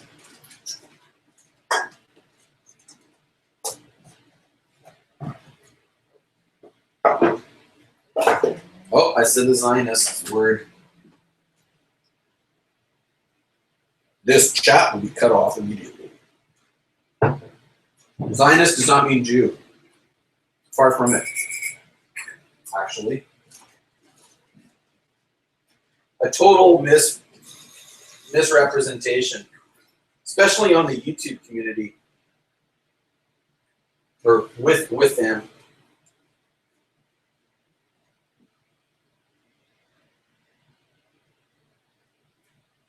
All these mouthpieces on YouTube, like, well, one comes to mind, Maddie D. Everything is the Jews. It's unreal.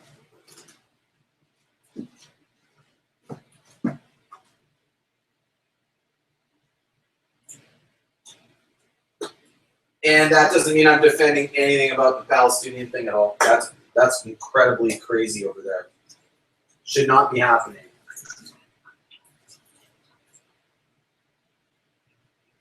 But it's allowed to happen. It's allowed. This thing's allowed to go on year after year after year. to create a conflict, which was exactly what Britain said when they set it up. Exactly.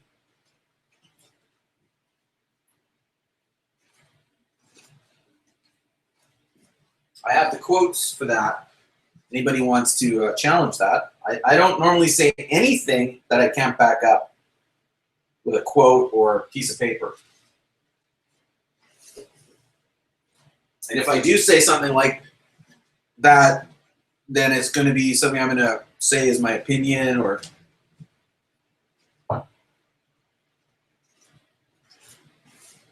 it's kind of a rule I try to stick with anyway. And I recommend that to anybody. You got to really clarify what you're doing, especially when you're doing stuff like I am with Sandy Hook and that. You've got to really become extremely clear on what the hell you're saying and like what's an opinion, what's this, what's that. If you don't do that, you're gonna get yourself in trouble.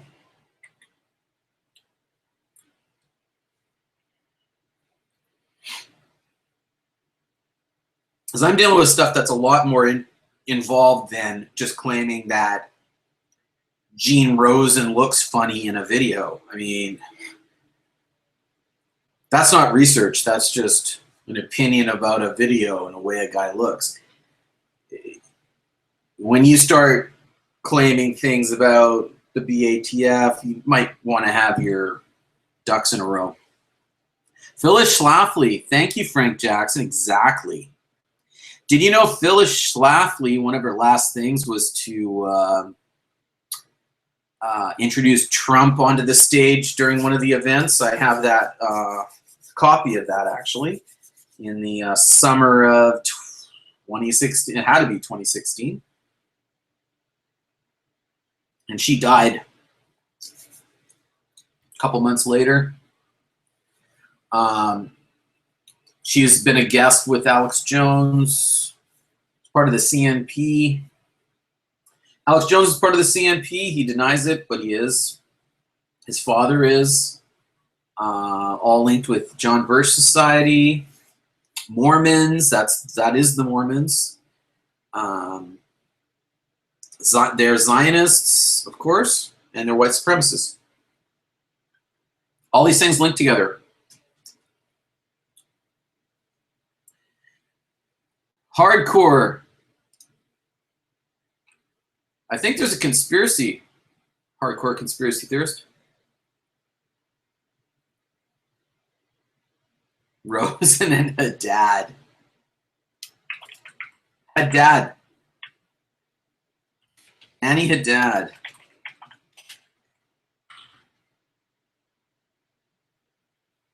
We need to do the numerology on that.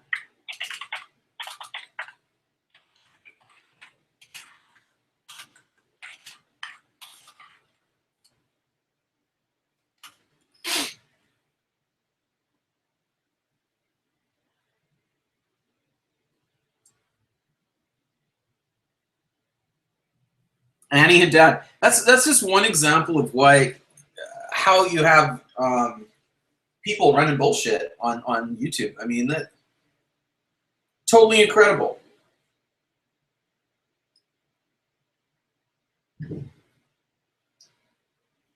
For those who may not have been there, there was this drive to take this video about Annie, that Nancy Lanza is Annie Haddad, and to basically copy it and upload it on all kinds of channels. It's like it's mass propaganda. It's the same thing these people were doing on YouTube, which I don't think they're doing as much anymore because all these channels have been taken down, like PK and How I See. But they were really promoting for a while these truth bombs. I think, is that what they called it? Truth bomb?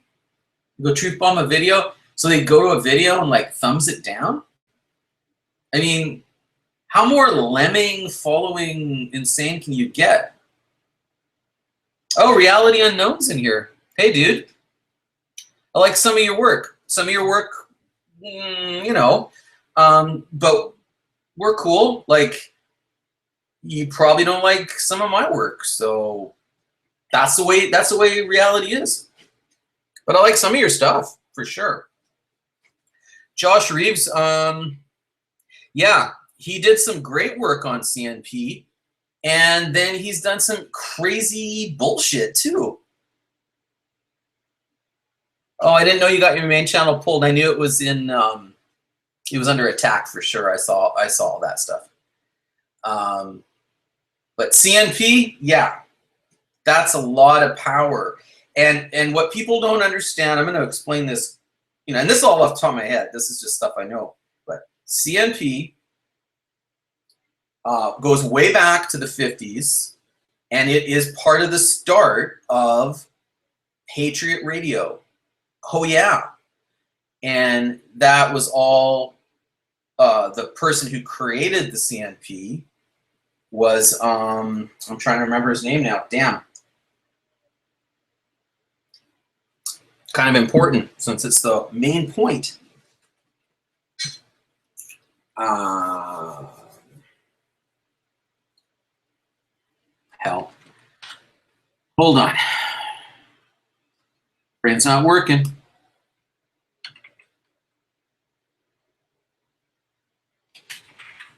The brothers, the Hunt brothers, the H.L. Hunt. So, okay. So here's where this gets really interesting. This leads you into JFK assassination, Alex Jones, JBS, all of it. And it's all about a white supremacist thing and a Zionist thing, but it's a Christian Zionist thing. And that links you in with the Mormons and Christian identity. So you have these people that are Christian Zionists, but they're anti-Jewish because they believe if you look into, well, it's the World Zionist Movement. But if you look into that whole thing, it's the beginning of Zionism, really. They believe that the white races left, and they were the real Jews. And so they have these like maps with the tribes. The missing tribes are the different what they call now the European countries, as opposed to just calling them white. But back to H.L. Hunt. Now this is fascinating stuff. H.L. Hunt ran radio stations which were propaganda back in the 50s. These were the start of Patriot Radio. And one of the guests at one point was this guy called Lee Harvey Oswald. And he was put on that show for a specific reason, to create the legend. That's what the CIA call it, the legend of Lee Harvey Oswald. They were always creating his persona and his path, so you could be later it could be followed and be like, oh yes, he was on this show, this radio station, and he was advocating for the communist Cubans. And so that's what this was. It was a, if you looked at it nowadays, it would be like getting on a Rush Limbaugh show and you're like the communist and you're going to oppose these guys, because these were like really hardcore, sort of like right-wingers. And then Oswald came on and he was this opposition. So they had this great debate or whatever. And if you listen to that, it's still available. He was pretty well spoken. He was pretty well trained. And there's also these people that were with him in the Navy, in the Marines, that claim things like that he was hanging out in the barracks saying, trying to convince people to become communists. Well, that is absolutely baloney. And I know that because I know people who were in the Marines then. And if you were a communist in the Marines, it's like, it's impossible. But if you're a communist in the Marines then, you would have ended up missing at sea within 24 hours. You would have been booted. The most hardcore right-wing people, you would not be casually speaking about how communism was great amongst them. I mean, it's just absolutely ridiculous. But H.L. Hunt, he so he was doing that with well, he was involved with the CIA. He was financing the KKK, and he was financing the Muslim group. What do you call it? Malcolm X.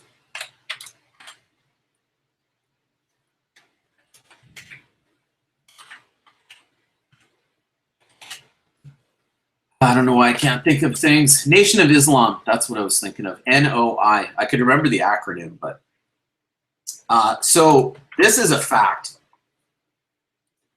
And this is this will explain a lot. It explains a lot about today, because you have these people like Alex Jones bitching about Muslims. He used to support Muslims and said they didn't do 9/11. Now he blames Muslims for everything. And he was also doing interviews with Nation of Islam guy. I can't think of his name at the moment. Just like a couple years ago, and kind of praising him. So you have this connection. You have this white supremacist faction working with those people. And the link back in the 50s was incredible. That's one of the reasons Malcolm X got killed. Is there's still recordings of this. He says, ask about a rich guy in Texas. Well, he was talking about H.L. Hunt. And what Malcolm X found out is that Nation of Islam was being financed by H.L. Hunt. So H.L. Hunt, who was also a member of the KKK. So figure out those two dichotomies. You have the same, and this guy was one of the richest people in the world.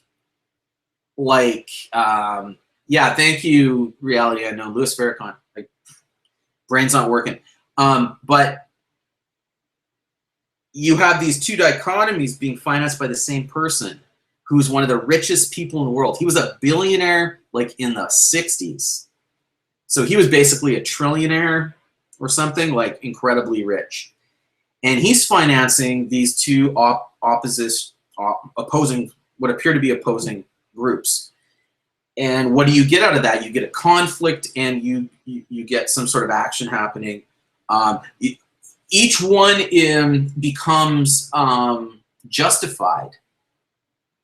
Well, we must have the white supremacists if we have these crazy Muslims, kind of thing, right? Now Malcolm X basically knew that this is a game, and then I think that's why he was killed. That's another story, and there probably is more to it, because he wasn't going along with the program. But H.L. Hunt was deeply involved with the JFK assassination. All kinds of connections. He was also a John Birch Society member, so that gives you back into the John Birch people. They were directly linked to the JFK assassination. And I was saying earlier about Lee Harvey Oswald. They believe that he was a member of John Birch. The guy that he was working with in the FBI, he was a John Birch Society member. Some of these other people that were involved that were snipers, they were John Birch members. It goes on and on. But Lee Harvey Oswald was a very hardcore right-wing Southerner. He was even named after General Lee. That's where he gets the Lee from. Very hardcore right-wing Southern family, and that is never brought up in any JFK assassination research at all. The whole right-wing Nazi thing is not brought up, and it's all over it. I've done, on the 50th anniversary, I did a 2 or 3 hour show, I can't even remember how long it is, about this. And I'm just doing this from memory I haven't looked at this information for a few years, so some of it's a bit foggy. But the whole point I wanted to bring up with this while I'm waiting for JFK to show up is that H.L. Hunt, a billionaire, was supporting both the white supremacists and the Muslim Nation of Islam. And what was interesting with this, that's what I didn't want to forget to mention, is that the Nation of Islam was agreeing that they would ship all the blacks back to Africa or give them their own homeland within the United States. So they'd give them a state, or they would take like some section of Africa and like ship them all back there and compensate them or whatever. Like, so this is all about segregation, 100%. So you see how these two forces work together. They appear to be opposing, but they're all agreeing to the exact same thing. The KKK want the blacks out or segregated. The Nation of Islam want the blacks sent back to Africa or given their own state. Either way, they're segregated. Alex Jones promotes segregation all the time on his show, or he used to when I used to listen to him. I have all kinds of recordings of him saying how great segregation was, how blacks were so much better back then with the segregation, and then he'd sort of try to backtrack on that, but you know, you can tell, you listen to the guy enough, you can tell what he's about. So I just find it really interesting that you go from Alex Jones being a 9/11 truther and sort of basically defending the Muslim fake hijackers or whatever they were, patsies, to saying basically we should just bomb them all and kill them all. Like, that's more or less what he's been doing for the last couple of years. Like, he's gone so hardcore with that. It's disgusting. And blaming them for everything, and like, you're bombing their countries, but you don't expect there might be some refugees. It's like lighting someone's house on fire and then complaining when they walk out the front door. You go, hey, go back inside. What are you doing coming out? Well, you just lit my house on fire, dude. Like, you know, it's that sort of simple concept. And that's what your Alex Jones is. He's just a complete sellout, he's always been a Republican mouthpiece, but he was secretly doing that. Now he's growing to basically come to the surface and show what he really is, and he'll never live this down, the things he's done and said. And I mean, he's done. But he's linked to CNP. That's H.L. Hunt. And he was interviewing Farrakhan and praising Farrakhan. You're back like 50 years, 60 years. The same people working together. And I noticed I always was following the white supremacist stuff a bit, like not like crazily or anything, but it was something I sort of followed just out of interest. And I'd start seeing, this was a few years ago, I started seeing Antifa mentioned. I'd be like, what in the hell is Antifa? And then I realized they were, you know, anti-fascists, and they called them Antifa.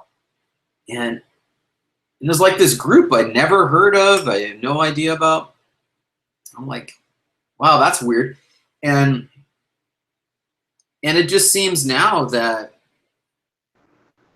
Alex Jones does shows about Antifa and how, like just recently, like a day or two ago, he has another ex-military guy on. Almost every guest is ex-military, intelligence of one faction of the military.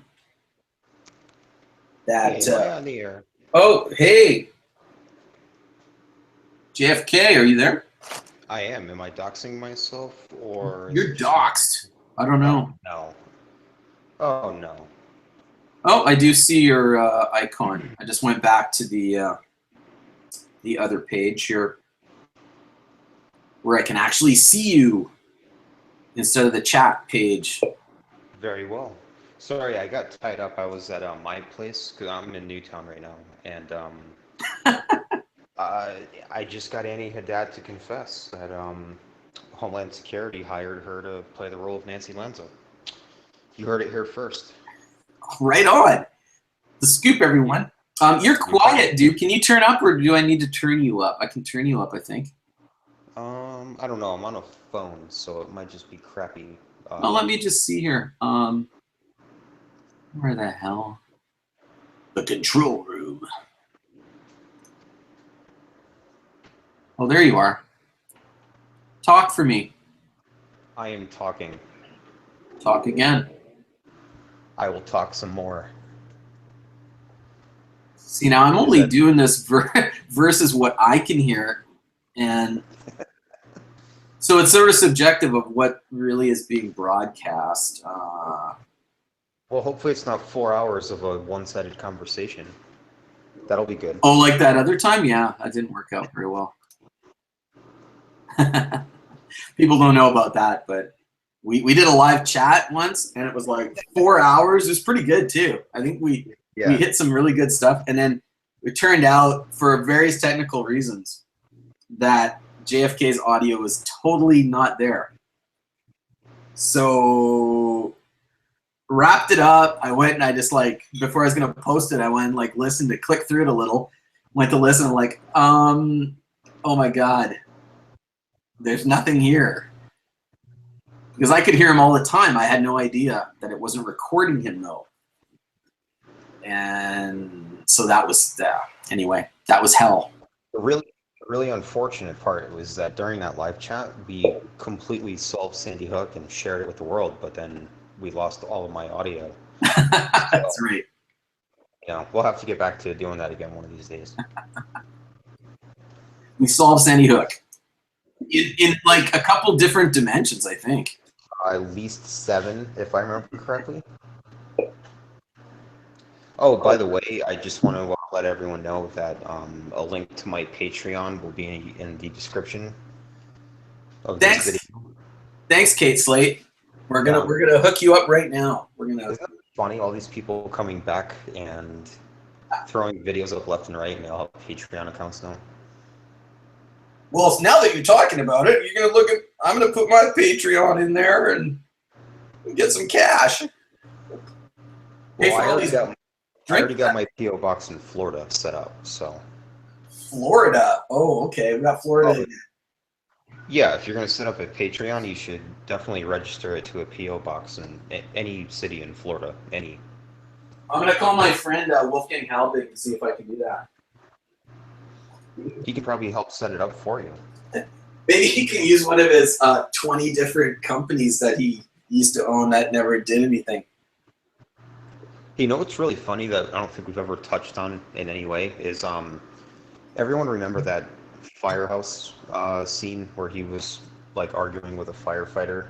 Yep. And the firefighters, they're going at it, and he's like, "Hey, you look like a cop." I've always found that funny after finding out all these things about Wolfgang. But more like a cop on assignment. Yes, that doesn't seem like a very happy firefighter there. A very happy local firefighter. I would have chose the firefighter if I had to bet money on that fight. Like instantly. Then again, it was probably staged, and he was an actor, so. It very well could be.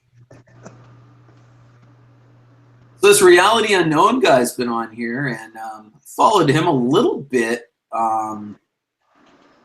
He was getting into some kerfuffles with Monograph and stuff. And I don't know if he's still here. He was leaving a few messages, but I like some of the stuff he was doing for a while there.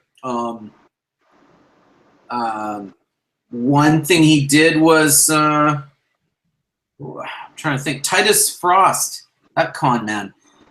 He exposed him as a military guy. So, and I kind of knew that, but he did a video where he exposed all of his military connections, and I'm like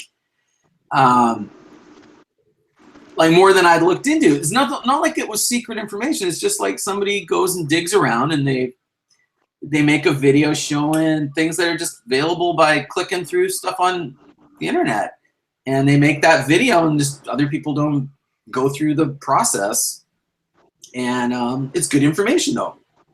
And I was like, wow, you got all these YouTubers, they're all military. I mean, this guy's like a military effing DOD contractor. Like his daddy owns this company, and they're God knows how much money they're making, but he's running this freaking channel with Free Radio Revolution as his buddy. And I mean, this all links back to Sandy Hook and all these people, and they're all linked to the military. And like, WTF? Total coincidence. WTF. Exactly, buddy. It's a coincidence. Doesn't mean anything. You should just stop looking into it. Are you in jail? You sound like you're very far deep in a jail somewhere. I'm actually being held against my will in Newtown. So if you guys can send me some money. Your Patreon? Okay. P.O. Box 5017324, Sarasota, Florida. Well, send it to Wolfgang and he'll get it to you for sure. He's trustworthy. Just make sure you send cash. Just cash only. Stuff envelopes full of cash and send it to that P.O. box. Because you're going to do FOIAs and you're going to get those school records, and then you're not going to release them to anybody, right? Oh, of course. I mean, anything I would ever get FOIA, I wouldn't share it with anyone. Why would I? Especially if I get, money to do that. So we're going to give you money to get the FOIA information, and then you're not going to give it to us, right? Is that how it works? Correct. Awesome.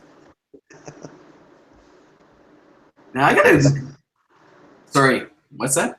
Oh, no, go ahead. Oh, I was just going to say, I got to increase the size of my icon. My new Reich Watch icon I created is tiny. I have to zoom that bitch. I didn't realize it, but that actually looks like the bolt of an AR-15. I don't know what an AR-15 is. What is that? That's the most deadly assault weapon ever created, ever.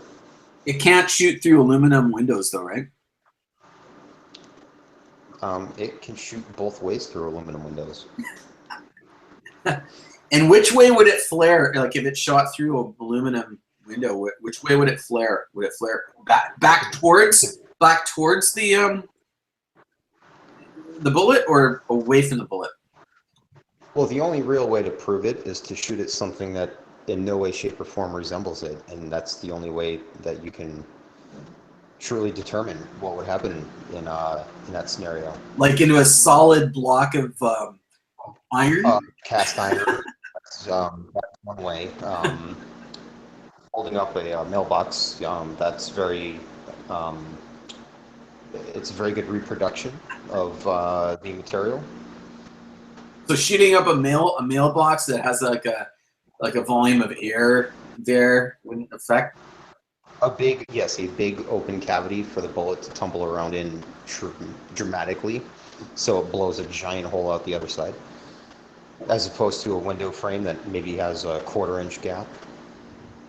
Yeah, I don't get your point. I don't get your point, dude. You may want to draw me a diagram, but I don't have a point. My place. So when you're in my place, was Annie Haddad trying to ask you how to get rid of illegal guns? Was that happening? Yeah, she was kind of coming on to me a little bit too, so it was sweet. Awkward. That's why you're hiding out in the bathroom right now. Yeah, she asked if I wanted to meet the guy they used for Adam, but I declined. The guy they used. I thought that was that crazy author. what was his name? The dead author. They morphed. That was Doom's claim, right? They morphed Ryan with H.P. Lovecraft. That's the word. Well, which one was the kid that was in Florida talking about the nightclub shooting? Didn't they say he was Adam Lanza? Oh yeah, that Was it victim's brother or something? Barry Saturo, that fraud. He came out with all those videos claiming all kinds of bullshit, and then one of them was that he claimed that just because the guy was skinny, that was Adam Lanza. Like it was a Pulse nightclub. Or no, actually, wasn't it the brother of the girl who got shot before Pulse? The singer? I think, I could be wrong. Yeah, I can't remember. It had something to do with Florida. That's all I remember. Yeah, remember the singer, the girl that got shot but right before Florida? Or before the Pulse shooting? There was that girl who was like a singer, and I think she was famous on YouTube or something. Oh, Tiffany Moser? No, not that one. Oh. Tiff Tiff all day? Oh, wait, she didn't sing on the internet. No, well, she did something, but it wasn't singing. Although her birds sung. Yeah, that's true. So I said earlier in this broadcast, in this exclusive worldwide broadcast, that, as Alex Jones says, Yes. that I'd offered Aaron Wilson from Alt Media Radio to, which is all now called Alt Right Radio, to come on and talk to me about Alex Jones, because he says some funny things, even though he's a racist. But he was too scared to come on. Whatever. Then I was going to offer Tiffany Moser to come on and talk to me, but I haven't done that offer yet. I think you just did. Well, not necessarily. I could back off, but just to see what's going on. Sorry about that. I talked over you. Oh, no. What you were saying was much more important. No. What were you saying? I just said there's some guy on the internet making songs about her now. Songs about her? Yeah. Oh, I know who you're talking about. I know who you're talking about. Does it start with a C? I think so. Yeah. It's like BB gun caliber hit something. Yeah, caliber hit something? Caliber hit. Caliber crap my pants? What? Yes. Yeah, people I know nothing about, by the way. It's funny. It's funny how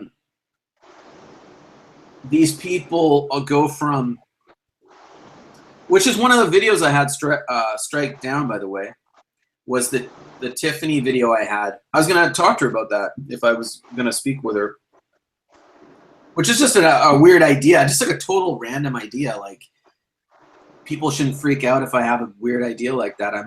Sometimes I'm impulsive, like tonight, where I did this live chat within 5 minutes of deciding to do it. Sometimes it's the best way to go, though.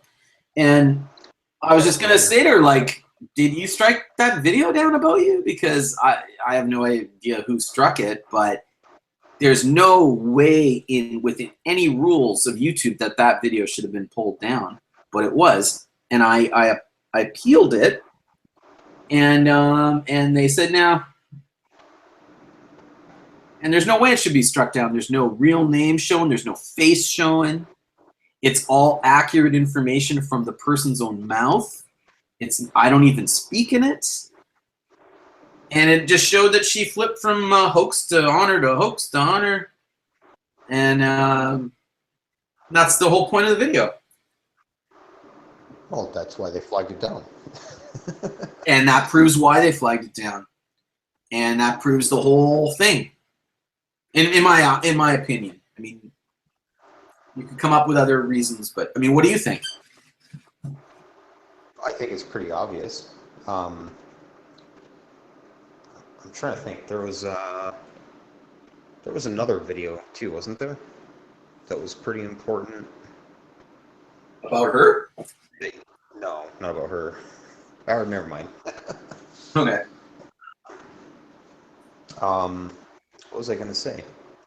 Oh, the Royd code. There's been so much talk about the Royd code since you put your two cell phones video out. I'm gonna joke. Sorry. I went to Office Depot and they had one of those calculators that have like the gigantic number buttons. It's like the size of a keyboard.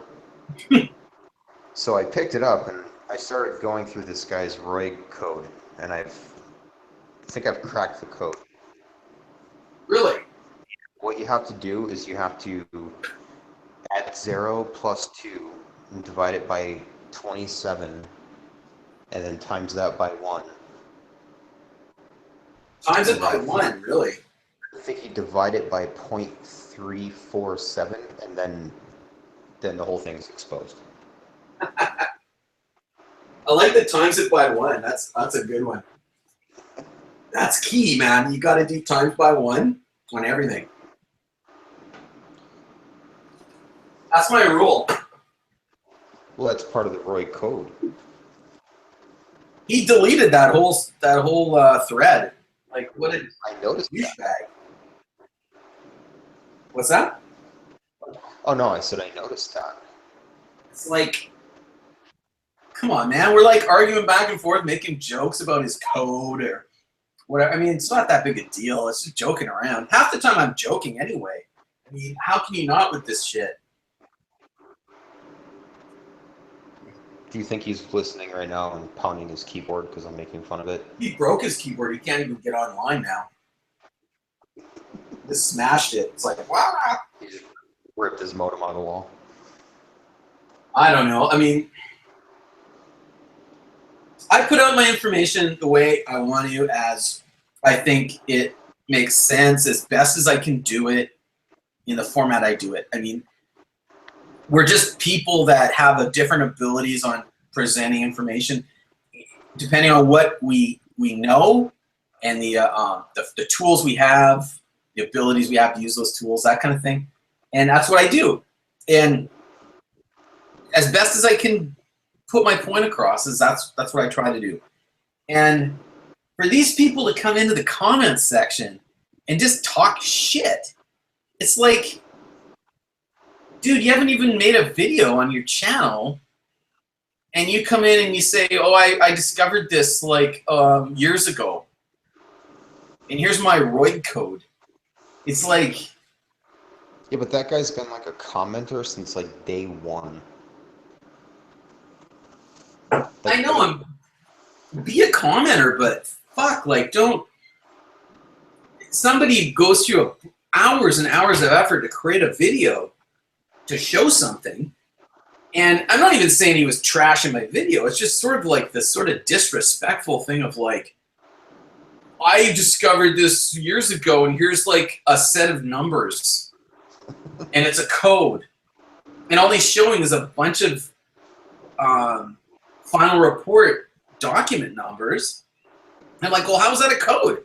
Where's the code here? These are document numbers. Like, can you explain this? And no, you don't get anything like that. well, actually, I want to touch on something that I don't think we've talked about before either. Okay. I told you what happened to me the other day, and it's very weird to me that nobody suffered any kind of reported hearing loss or temporary hearing loss or anything. Anyone was treated for that in any way, shape, or form after the shooting. Oh, I was wondering what you're talking about, but now I understand. Yeah, now that I know exactly what it's like when an AR goes off in a concrete building with no air protection. Well, why don't you tell people what happened? Oh well, I was shooting my fully automatic assault rifle that you can buy at Walmart for $29, and one of my earplugs fell out, and I took a couple of shots, and I'm not half deaf anymore, but I still have a little ringing in the ear. Oh, I was going to ask you, what's the status? You still have ringing in the ear? It's like, was this 2 days ago? Like going down the road in the car with a window open, like like anything like really high pitch or high frequency. Like running water, like sounds all weird, but other than that, like everything returned to normal. Running water always sounds weird, dude. Come on. It's You're got a this like drama queen. Come on. it has this like hum effect, and then it affects my autism, and makes me do crazy things. I don't know if anyone's even gonna get that, but you might. I'm trying. So hold on. So when was this? This was 2 days ago, wasn't it? Or longer? Oh no, it was Tuesday. So yeah, 2 days ago. Okay, so I'm gonna blurt it out. We've been saying this for a while. Yes. We've been hinting about this for a while, and in various live chats we've done over like the last couple of years, whatever. That Adam's AR-15 was suppressed. It had a silencer on it. There is no silencer shown in the pictures. It was removed. It was removed. There's evidence that it was removed by looking at the pictures. So why would they remove a silencer and not tell us? Because silencers have serial numbers? Not only do they have serial numbers, but they are an NFA item, which is the National Firearms Act. And that requires I believe it's $250 tax, and then you have to purchase the silencer, but then you have to go on this 8-month background check before you're approved to pick up the item that you paid for. So not only is it serialized, but it's a really long process to get a silencer. Right. So 54 pages. That the What's 18 that? called out. I'm saying 54 pages. Is that why they removed it? Was it? Yes. In the 54 pages, and they couldn't. Oh, that silencer wasn't purchased or stolen or whatever from any one of these various people that she was in contact with. See, the people that Nancy was in contact with were not only were they making weapons into full auto, they were also making silencers. I remember that from the information. Yes, and removing serial numbers also. And I have a news report where they first announced that it was a silencer on the AR-15 in Sandy Hook. You ever hear that? No, I have not, but if there's a news report of it, that should be absolutely shared next time you touch the topic in a video, because I've never seen that. I had it. I have it. I don't know if I have a copy of it, but I watched it, and this is like a couple months ago, and I've got to go back and find it because I was watching it on my TV, and I just wasn't cluing in how important it was. And then I went back to look for it, and I didn't know which video because I'd watched so many videos, and I've got to find it because they said it was initially reported it was they mentioned full auto too. That's mentioned in some of these the early reports, and that there was a silencer on it. Now, a silencer would explain a lot of why the children didn't hear a lot of noise, even though it's still really freaking loud with a silencer on it. It's. I mean, if we're going off the phone calls, the gunshot sounds in the phone calls sounds pretty muffled. And then there's, of course, like the one or two that are like really loud that sound like a different gun. Yep, that's true. You know, one I believe comes a few minutes after the reported like suicide shot. So that doesn't make any sense. But we're not here to speculate. that's something they want to explain. Like people like C.W. Wade want to explain is why there are shots after the suicide. They claim there's a suicide time and then there's shots after, but then the police claim they never shot their rifles. So how do you equate those things? How can someone commit suicide and there's no shots by anyone else, but then there are shots after the suicide? I mean, somebody?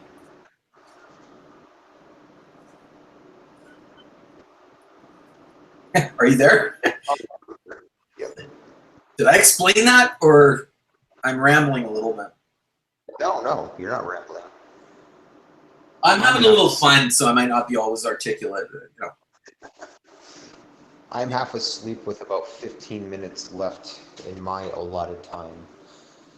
Oh, you? Oh, yeah? Okay. Oh yeah, I've got to get back into my cell.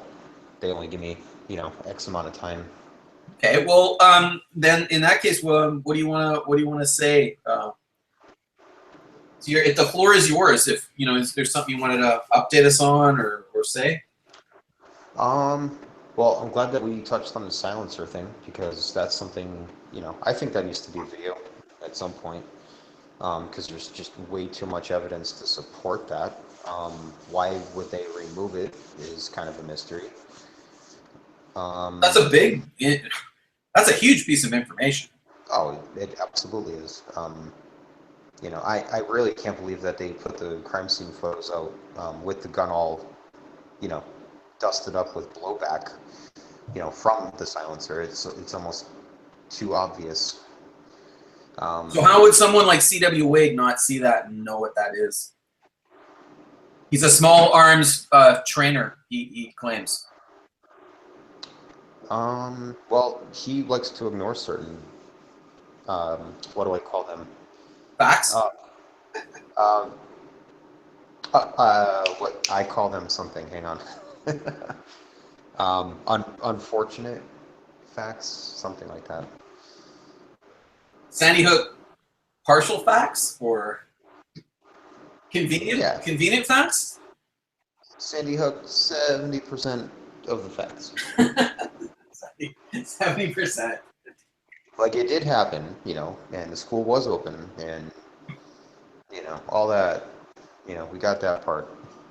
And see, that's a whole other different argument, though. It's just, you know what I mean? Like, oh, I think I posted in the chat earlier too that I always found it funny that the claim that the school wasn't open because it didn't have internet activity on the Wayback Machine was from started in 2008 is when they said it closed, and that's like the same time that the feds were starting up Operation Juicebox, according to certain documents. Anyway, it was as early as 2008. So yeah. It's kind of funny they just picked 2008 as the year that it just began not being open. It's a strange year. Yeah, I mean, it was open, so it was marked out for a demolition, though. They had it all planned out. Oh, that's another thing, too. I encourage anyone that's listening or going to, speaking of the mark out, the call before you dig thing, you guys should watch the scene processing video of that side of the building and pay attention to the wall on the exterior, because it definitely looks like there's bullet strikes to that side of the school. I think I've pointed out, or at least shared it with you. Yeah. Probably a couple of years ago now, but. Yeah. No. I remember looking at those the photos after you mentioned that. I looked at the photos of outside the building, and there's a few places that look fresh. Yeah. Those fresh white things. That's not old. Just like the mark out, that wasn't old either. No, that was new. Call Before You Dig was new. You know what's so funny, too? Not to get off topic, not that it is, but if you think about like the couple of things that have made Wade just disappear, like Call Before You Dig was the first one. Don't really understand why that turned into what it turned into with fake Wade. Wade disappeared for months on end, and now 54 pages, he just disappears. Yeah, I know. Kind of odd timing on two things that are of interest anyway. Well, I mentioned to you that it seemed like anyone who ever touched the Windows 10 thing, which I avoided because I had done my research on it and I knew it was a hot potato, and I needed to create a video that was very precise and all that. So I just ignored it until I did the video. And not even to say the video I did was the end all be all. It was just I needed to do something. It was going to take a lot of time and dedication of time to it, and I put it off and put it off. Anyway, it got buried, and then I finally did a Windows 10 video, which was completely different from the original one, which was good. Like it turned out in the end, it was probably a much better video than I was going to initially do. But I mentioned this to you a couple of weeks ago. It seemed like when anyone ever did a Windows 10 video, CW and Keith Johnson would flip out and attack them. I mean, you can see it. You watch it happen. And like Hillbilly, for all the bullshit he pushes, he does do a couple things here and there because he's using the final reports where he would bring up some things that I thought were valid. And I hate to even admit it, but I do. And so he'd do something about the Windows 10, and that's when they took his channel down. I mean, it was like clockwork. I mean, at least I thought it was hilarious. It was pretty instantaneous, I believe. And I say hilarious in the fact that that's what happened. I don't agree with taking someone's channel down at all, though. I'd argue with Hillbilly all day long. I would, if I had to, but I would never go and strike his channel and take his channel down. I'd let him talk his shit all he wanted. That's freedom of speech. But these people took his channel down when he talked about Windows 10. I was like, what? Sorry. If you were debating Hillbilly, how many times would you debate the check-in sign with him? A couple. At least 7. I'm thinking that's a good number. Well, that was the thing that he came and attacked me on the first time he ever came on my channels when I did that check-in sign video. And I totally destroyed it. It was done. That thing is done forever. Sorry? Gene Rose was standing in front of it. Yeah, that's right. Like so 2 days later. It's suspicious.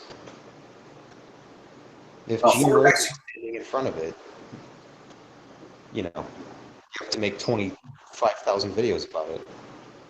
Yeah. I think 4 days later, actually. It was on the 18th, I think. But then they claim that was there on the day when it wasn't. I mean, how can you say everybody has to check in when the sign's not there and no one had to check in then? I mean, how can you say that? I had a local source tell me it was there the day before. What? No, I'm kidding. Okay. When they were preparing for the drill. Come on, Joel. Oh, right. Come on, Joel. Sorry, man, I'm slow. But anyway, I mean, well, you're gonna run out of time here. Maybe you're out of time now. Anything else you wanted to mention? Like, what do you think of the sniper idea, or my sniper video, or the cell phones, or whatever else you want to talk about? Sorry. I had a question about your the Windows 10 video when you were showing the strikes that should have hit the van. Yep. Was that van east or west? Excuse me? What? Was that van facing east or west? The van facing east or west? I need this for my book. Could have been hit like however many times. It's more or less facing south, but not quite. So facing north. Okay, good. Excellent. Okay. I need this for my free book. It's going to be on Amazon next week. Your free book. Oh. It's $9.99, but it's free. All right, Mr. Fetzer. Excellent. I'm going to call into his show tomorrow. He wrote me a nice check to call and spread disinformation. Awesome. Jim Fetzer, part of the Navy as well, as I mentioned earlier in my broadcast. I mean anything, Joel. No, not at all. I'm barking up the wrong tree. I was going to do a video too. I have all these video ideas, but they take a lot longer than people realize. One of these recent things that just came out where, oh heck, what was it? Fox did a total disinformation about Seth Rich. Like, they totally lied about what this guy said about Seth Rich, and then same with Sandy Hook. They totally lied, or the guy's lying. Like, you don't really know who's lying, right? It's either Fox or the witness of Sandy Hook. One of them lied, and the guy at Sandy Hook claimed that Fox claimed that he told them that he knew the Lanzas and Nancy was going to commit Adam, and that went through the press like for days, and it was completely wrong. He claims he never said that. So, But he did. wow, maybe he did. But it's always Fox. Why is it always Fox, though? Why is it always Fox that's doing this? They're always, and it's always Navy people. Fox and the Navy. It's like the guy knew the family, but he only knew Ryan, and he didn't know them for like a few years. But he might have talked shit to Fox. Who knows, really? Yeah, he could have been someone trying to grab like the local spotlight, and could have been something just as easy as that. There's always going to be instances of that when something big's going on, because we're talking small town people here. We're not talking people that live in a large urban environment. I mean, the guy lives in Monroe. It's the woods. Yeah, but I have him recorded on military programming, on military channels, talking bullshit. Like, he's not just a nobody either. On the flip side, I'm saying he's not just a nobody. He's a military guy who talks about the Marines in Afghanistan and Iraq. You're thinking too much into it. I probably am. And Adam wanted to be in the Marines too. So, He wanted to be a cop too. He may have wanted to be a cop. He may have wanted to be a cop. I mean, it's all the same thing, really. It's if you want to be a person of that type where you're going to be ruling over people with a gun. I mean, really. Yes, exactly.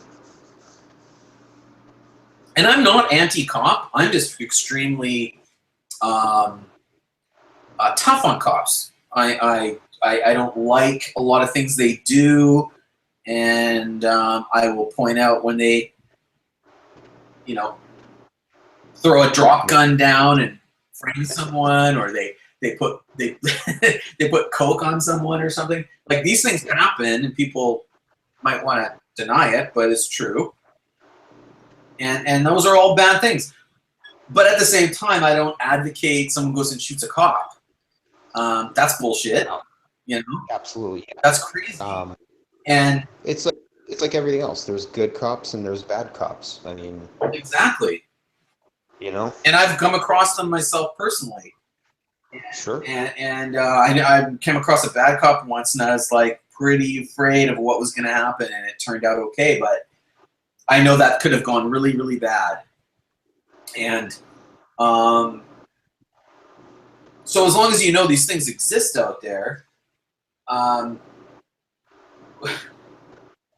mean, what could have happened with this Sandy Hook thing? You know what I'm saying? Like,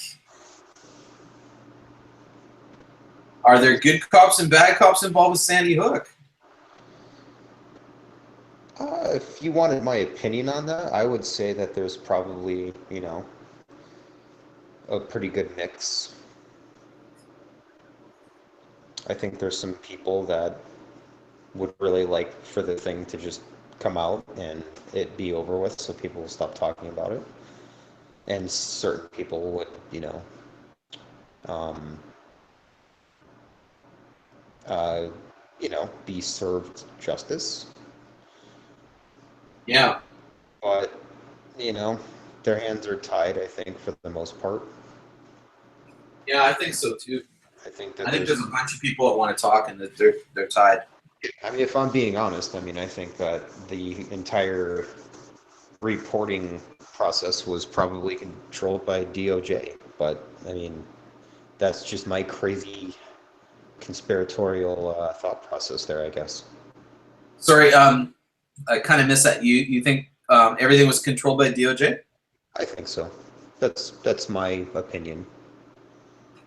There has to be an overarching, very powerful organization that did do that, because I found evidence of all kinds of things like Connecticut Justice, but this could not be pulled off by just the Connecticut Justice Department. It's just not going to happen. The FBI would have ratted them out. This is federal level. Totally federal level. There's no question. I mean, it just reeks of it, and it's kind of obvious. I mean, every single police report ends with, still looking into it. Oh, did I tell you I found reports that said, I'm trying to remember what exactly how it was stated, but it was like redacted due to federal or to FBI. I didn't say informant, but it was like really kind of weird the way it said it. It was almost like an informant type thing. So they interviewed this person who knew. I'm really going from memory here, so you can't quote me. There's a report anyway, at least two I remember, where they said they went and they interviewed somebody, and then they redacted everything. And there was somebody who knew the Lanzas, and it basically said it's all redacted because the FBI said so. And I'm like, how could a friend of the Lanzas cause the FBI to redact the whole thing? It's too dangerous. I mean, if people know they actually existed, then my God. Oh, that's true. That's not going to work for their hoax program. I keep forgetting they didn't exist. I mean, no. It makes everything so much easier when they don't exist. It's a hoax, man. Just don't even think about it. It never happened. It's cool. No need to look here. Don't think. Just have another toot. Make sure you wear your Dare t-shirt. Oh. Yeah. At the skate park. Dare. That was not named in memory for some strange reason. Isn't that stupid? Yeah. That's a whole other video / topic. Yeah. So that's an interesting video you put out with the skateboard looking kind of dude. What, yesterday's video? Yeah. Yeah? Yeah, it's interesting. Fox News, man, they're really questioning Cinco. Hey, man, Bill Hemmer, he may have been one of the real journalists that were actually asking questions, because it's the only time I've ever heard anyone say that a bunch of people, everyone knew him. He's the only reporter that has ever stated that.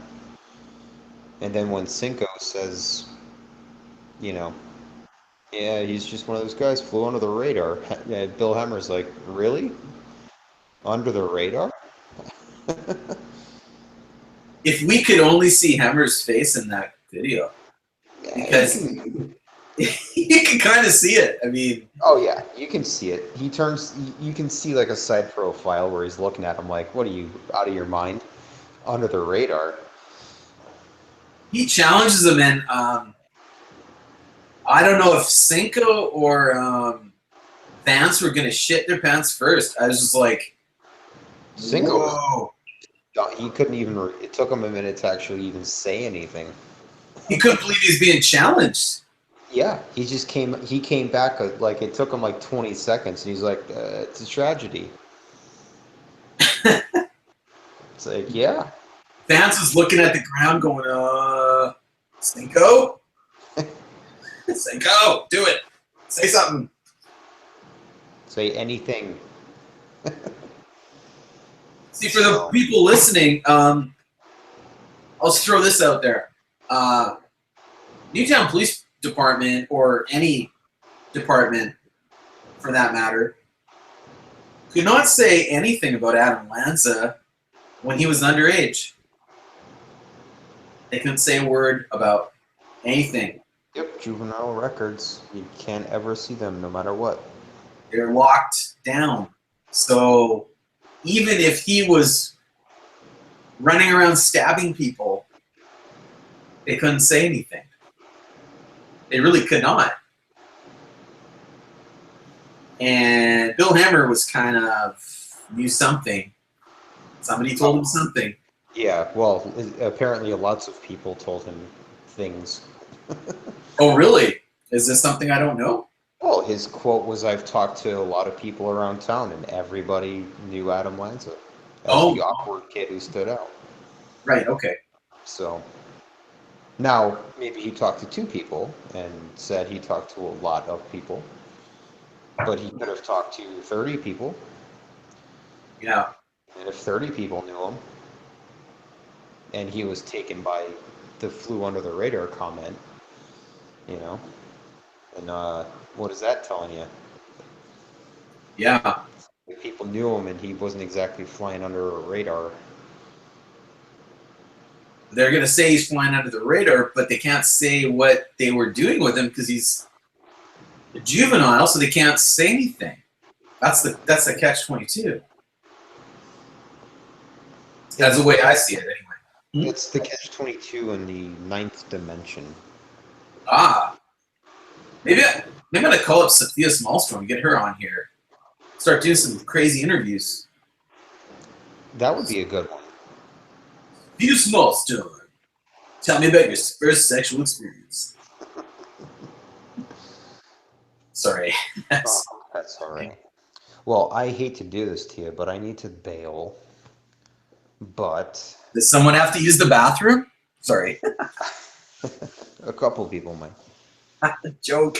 There's a line behind me here, Joel. They all have prison shanks. All right, That's so right. PO Box in Sarasota, Florida. Get me out of jail. They're going to send me to Rikers because I'm going to fight the system. Patreon/going to Rikers soon. .jfk. .org. Okay, yeah, I think I'll probably wrap this thing up anyway because I said what I needed to say, and now we had a good little chat. So yeah, I'll have to jump into another one here soon when I'm a little bit more awake and alert. Yeah, and I just created this out of the blue. So yeah, thanks for dropping in. I would have ended it earlier if not, because it's kind of hard to talk to myself. So. Yeah, no problem. Hey, just keep sending those checks, Joel, and I'll log in anytime. No. That's okay. Sounds good. Send those checks. Because we work together, Joel, and you pay me. That's right. I mean, through Wolfgang Halbig, of course. We did not organically meet on YouTube and just have a shared interest in something. That just doesn't happen. Never. Never in a million years. We're both ex-Marines and Semper Fi. Yeah, Semper Fi. And God bless America. Jim Fetzer is God. Oh, really quick, because I know this was mainly about Trump, your chat here. I didn't realize that Sean Spicer was fired. How did I miss that? He quit. Oh, that's right. I'm sorry. Quit. Yeah, he quit when that the mooch came in. He didn't last long. Well, I just am going to miss the SNL skits of Spicer. They're great. I know, and then they were ramping up to do a bunch of mooch stuff, I'm sure, and then that got cut out. Like, damn, the mooch is gone already. We hired this guy to play him, and He didn't even get a chance. pretty sure that probably happened. But Mooch is a good character, though. It may have. I'll have to take a look. Maybe they've done some skits with that guy. Oh, I think they did a couple. They might have used a regular dude. I don't watch it regularly, but No, probably I should every once in a while. I should probably check it out because they might have taken a regular person and had him play the mooch for a couple days. It's like, well, he's gonna be fired soon anyway, so we'll just get this guy to play him. Yeah, I mean, you could pick just any random New Yorker off the street, and he'd play him perfectly. He's gonna add some attitude and comb his hair over or something. It's like, there we go. Yeah, pretty much. You'd find that easily in New York City. Maybe they hire Brendan Hunt.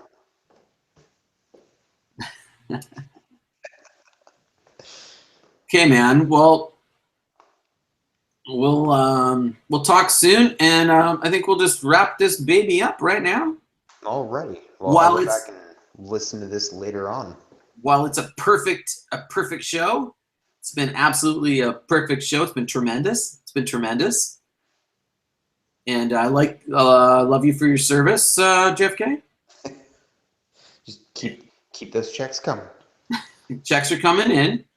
Patreon/JFK. And yes.